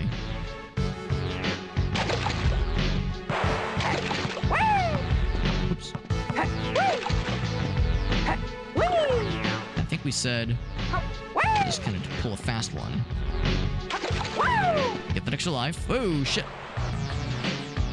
Yeah, this is weird doing this on a D-pad, on like number keys basically, or not number, arrow keys. And just like earlier, we have no idea where the extra 3 cards could be. What I do know is that I'm clipping through the wall like a boss right now. Actually, I'm not going to leave that up there, because I will have a bad time. I'm going to leave this up here. Let's see, what's the button to relinquish? There we go. Splashes are so loud. Button.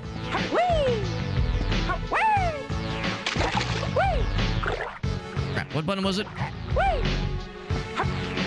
we go. You won't drop a card, will you? No, you will not. Of course you wouldn't.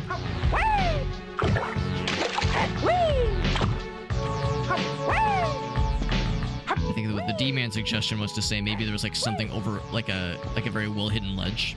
The draw distance... Well, there's more of a fog, I guess, or nothing else. Maybe it's not so much a draw distance limitation. It's probably the same in the N64 version, but... It's pretty pronounced here, but yeah, maybe just like the fog is more obvious. And of course, in the Windows version, that draw distance is very much enhanced, or increased at least. Are any sneaky ledges? I could like kind of get a glimpse. Let's see, is it this button? There we go. So we can control the camera independently. Kinda. I mean, basically, in a way that is similar to what you see in the PC port and the N64 version.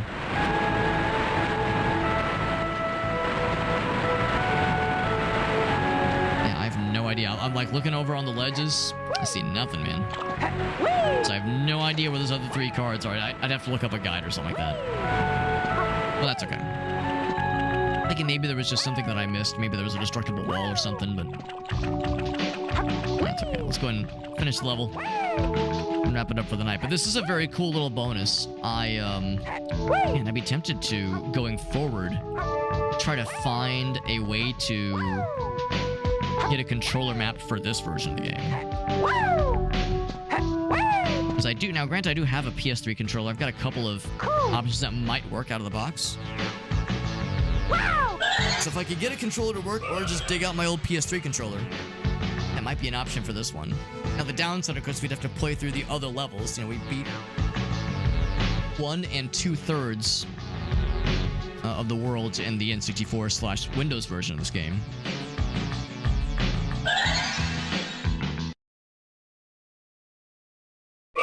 Oh, I didn't say save though, did I? Here, what if I do this? Back to castle. Hopefully there's like a save and quit option, hopefully, because yeah, I realized this would be a memory card. So if I do this and say quit, sure, yes, game over, you're dead. Do I get a bad end cutscene?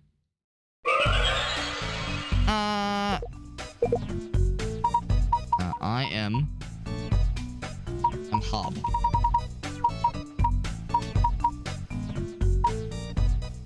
Oh, no. Hoa? No, I'm just Hob. That's me. Take that, Dan and John and Tim and MBC and other Tom. Alright, so there we go. So that's Glover, the PS1 version. Awesome, man. Good stuff. There's no way to quit from here, but if I go here, I can quit from that screen. There we go. Alright, that's gonna wrap it up for the night. It is late. But had a fun time. Had a really fun time. Despite the game being a little bit tricky, being a little bit rough around the edges, that's part of the joy. That's part of the nostalgia, is it being maybe a little bit on the scrungy end of things. And yeah, that PS1 version, what a nice treat, what a nice bonus to be kind of thrown in for good measure. Was not expecting it, but But love to see it. Love to see it. So if nothing else, when it comes to a fairly bare-boned port that doesn't do a ton of extra stuff necessarily, including an entire other version of the game to compare it is a nice little bonus.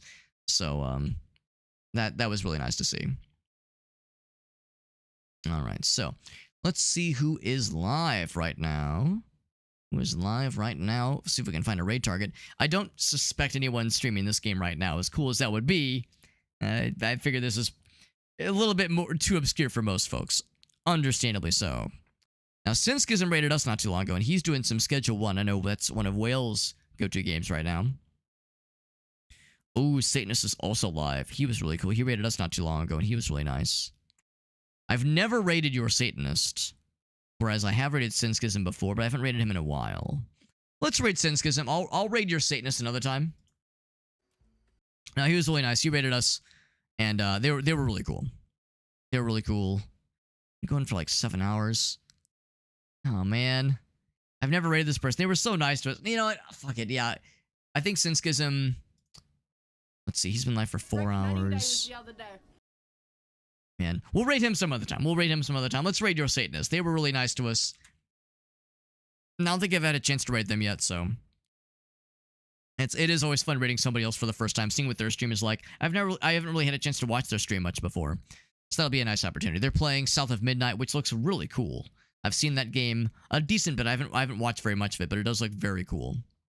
So yeah, South of Midnight just came out a couple days ago, I think. I think CD was playing it on her stream not too long ago. Neo did pop in with a nut, by the way. Neo, this is a delayed nut. I don't know if you're still listening in, but that nut's for you, my friend. Here's nutting at you, kid. So anyway, Glover was fun, though. Yeah, the nostalgia factor was great. I'm really like having my mind blown by just how different the PS1 version is and how much more content there is. Or maybe not more content, but well, yeah, there was more. There was a whole like default area, like that starting level. So that alone is pretty sweet. But yeah, I just seeing the differences right in front of me is really impressive. As far as future streams go, tomorrow we might be starting a new game. In fact, I think the game comes out tomorrow. It's called Into the Dead, Our Darkest Days. I might end up moving tomorrow's stream to Thursday because I will have to go into the office on Thursday morning and I might have to get up extra early. Well, I will have to get up extra early. So we'll kind of see how tomorrow goes. If I get to my stream kind of late, if I get to my desk kind of late, we might push the stream off, but we'll see. We'll see how tomorrow shakes out. If I'm able to stream, we'll check out Into the Dead, Our Darkest Days. Really cool looking zombie survival game. And then Thursday, Wreckfest 2, which I'm excited for. Friday, Tower of Kalimanvo, which looks like a really cool Diablo-like. Probably no stream Saturday because I'll be busy most of the day and most of the evening. Not sure what time I'll be getting home, but we'll see. And then Sunday, Games for the Boys, some more Caves of Cud Bingo, and some more Repo with Alias and Shake and Craft. Super excited for more Games for the Boys. I missed out last time because I was busy for most of Sunday, but not this time. Not this time, boys and girls. Otherwise, though, we're going to raid Your Satanist. Despite having a menacing sounding name, they're actually super cool. They've raided us a bunch, and they've always been super nice, and have been quick to share like funny stories or funny jokes with us in the past. So very upbeat and very, very positive, which is nice. We're going to raid into them. Should be a nice time.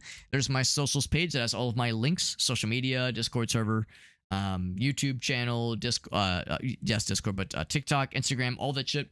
All that shit's out there. And that is going to do it for the night, my friends. Yeah, probably no more Glover in the immediate future. But like I said, I could see myself maybe at some point coming back to just see if I could beat it. Just to see if I can do it, just because it's a tough game. And especially tough trying to 100% it. But we'll see. We shall see. Raid to Your Satanist begins. Like I said, they're nice and cool. And they play some cool games. They're playing South of Midnight right now. And yeah, it'll be nice to raid them. Because I've never had a chance to do so. But they've raided me a few times. Always nice to... get someone back after they've raided you a couple times, and this is my first time raiding them, which would be extra funsies. I'll see you guys there. Everyone have a great night. Thank you again to Lunar Sketch and to Skullet Azrael for the raids. Really appreciate that. Thank you again to Jesse for that gift sub. That was super nice too. And to Jet for that resub. 64 months on that resub. Amazing. Amazing. Everyone have a great night. I will see you around. Good night, everybody.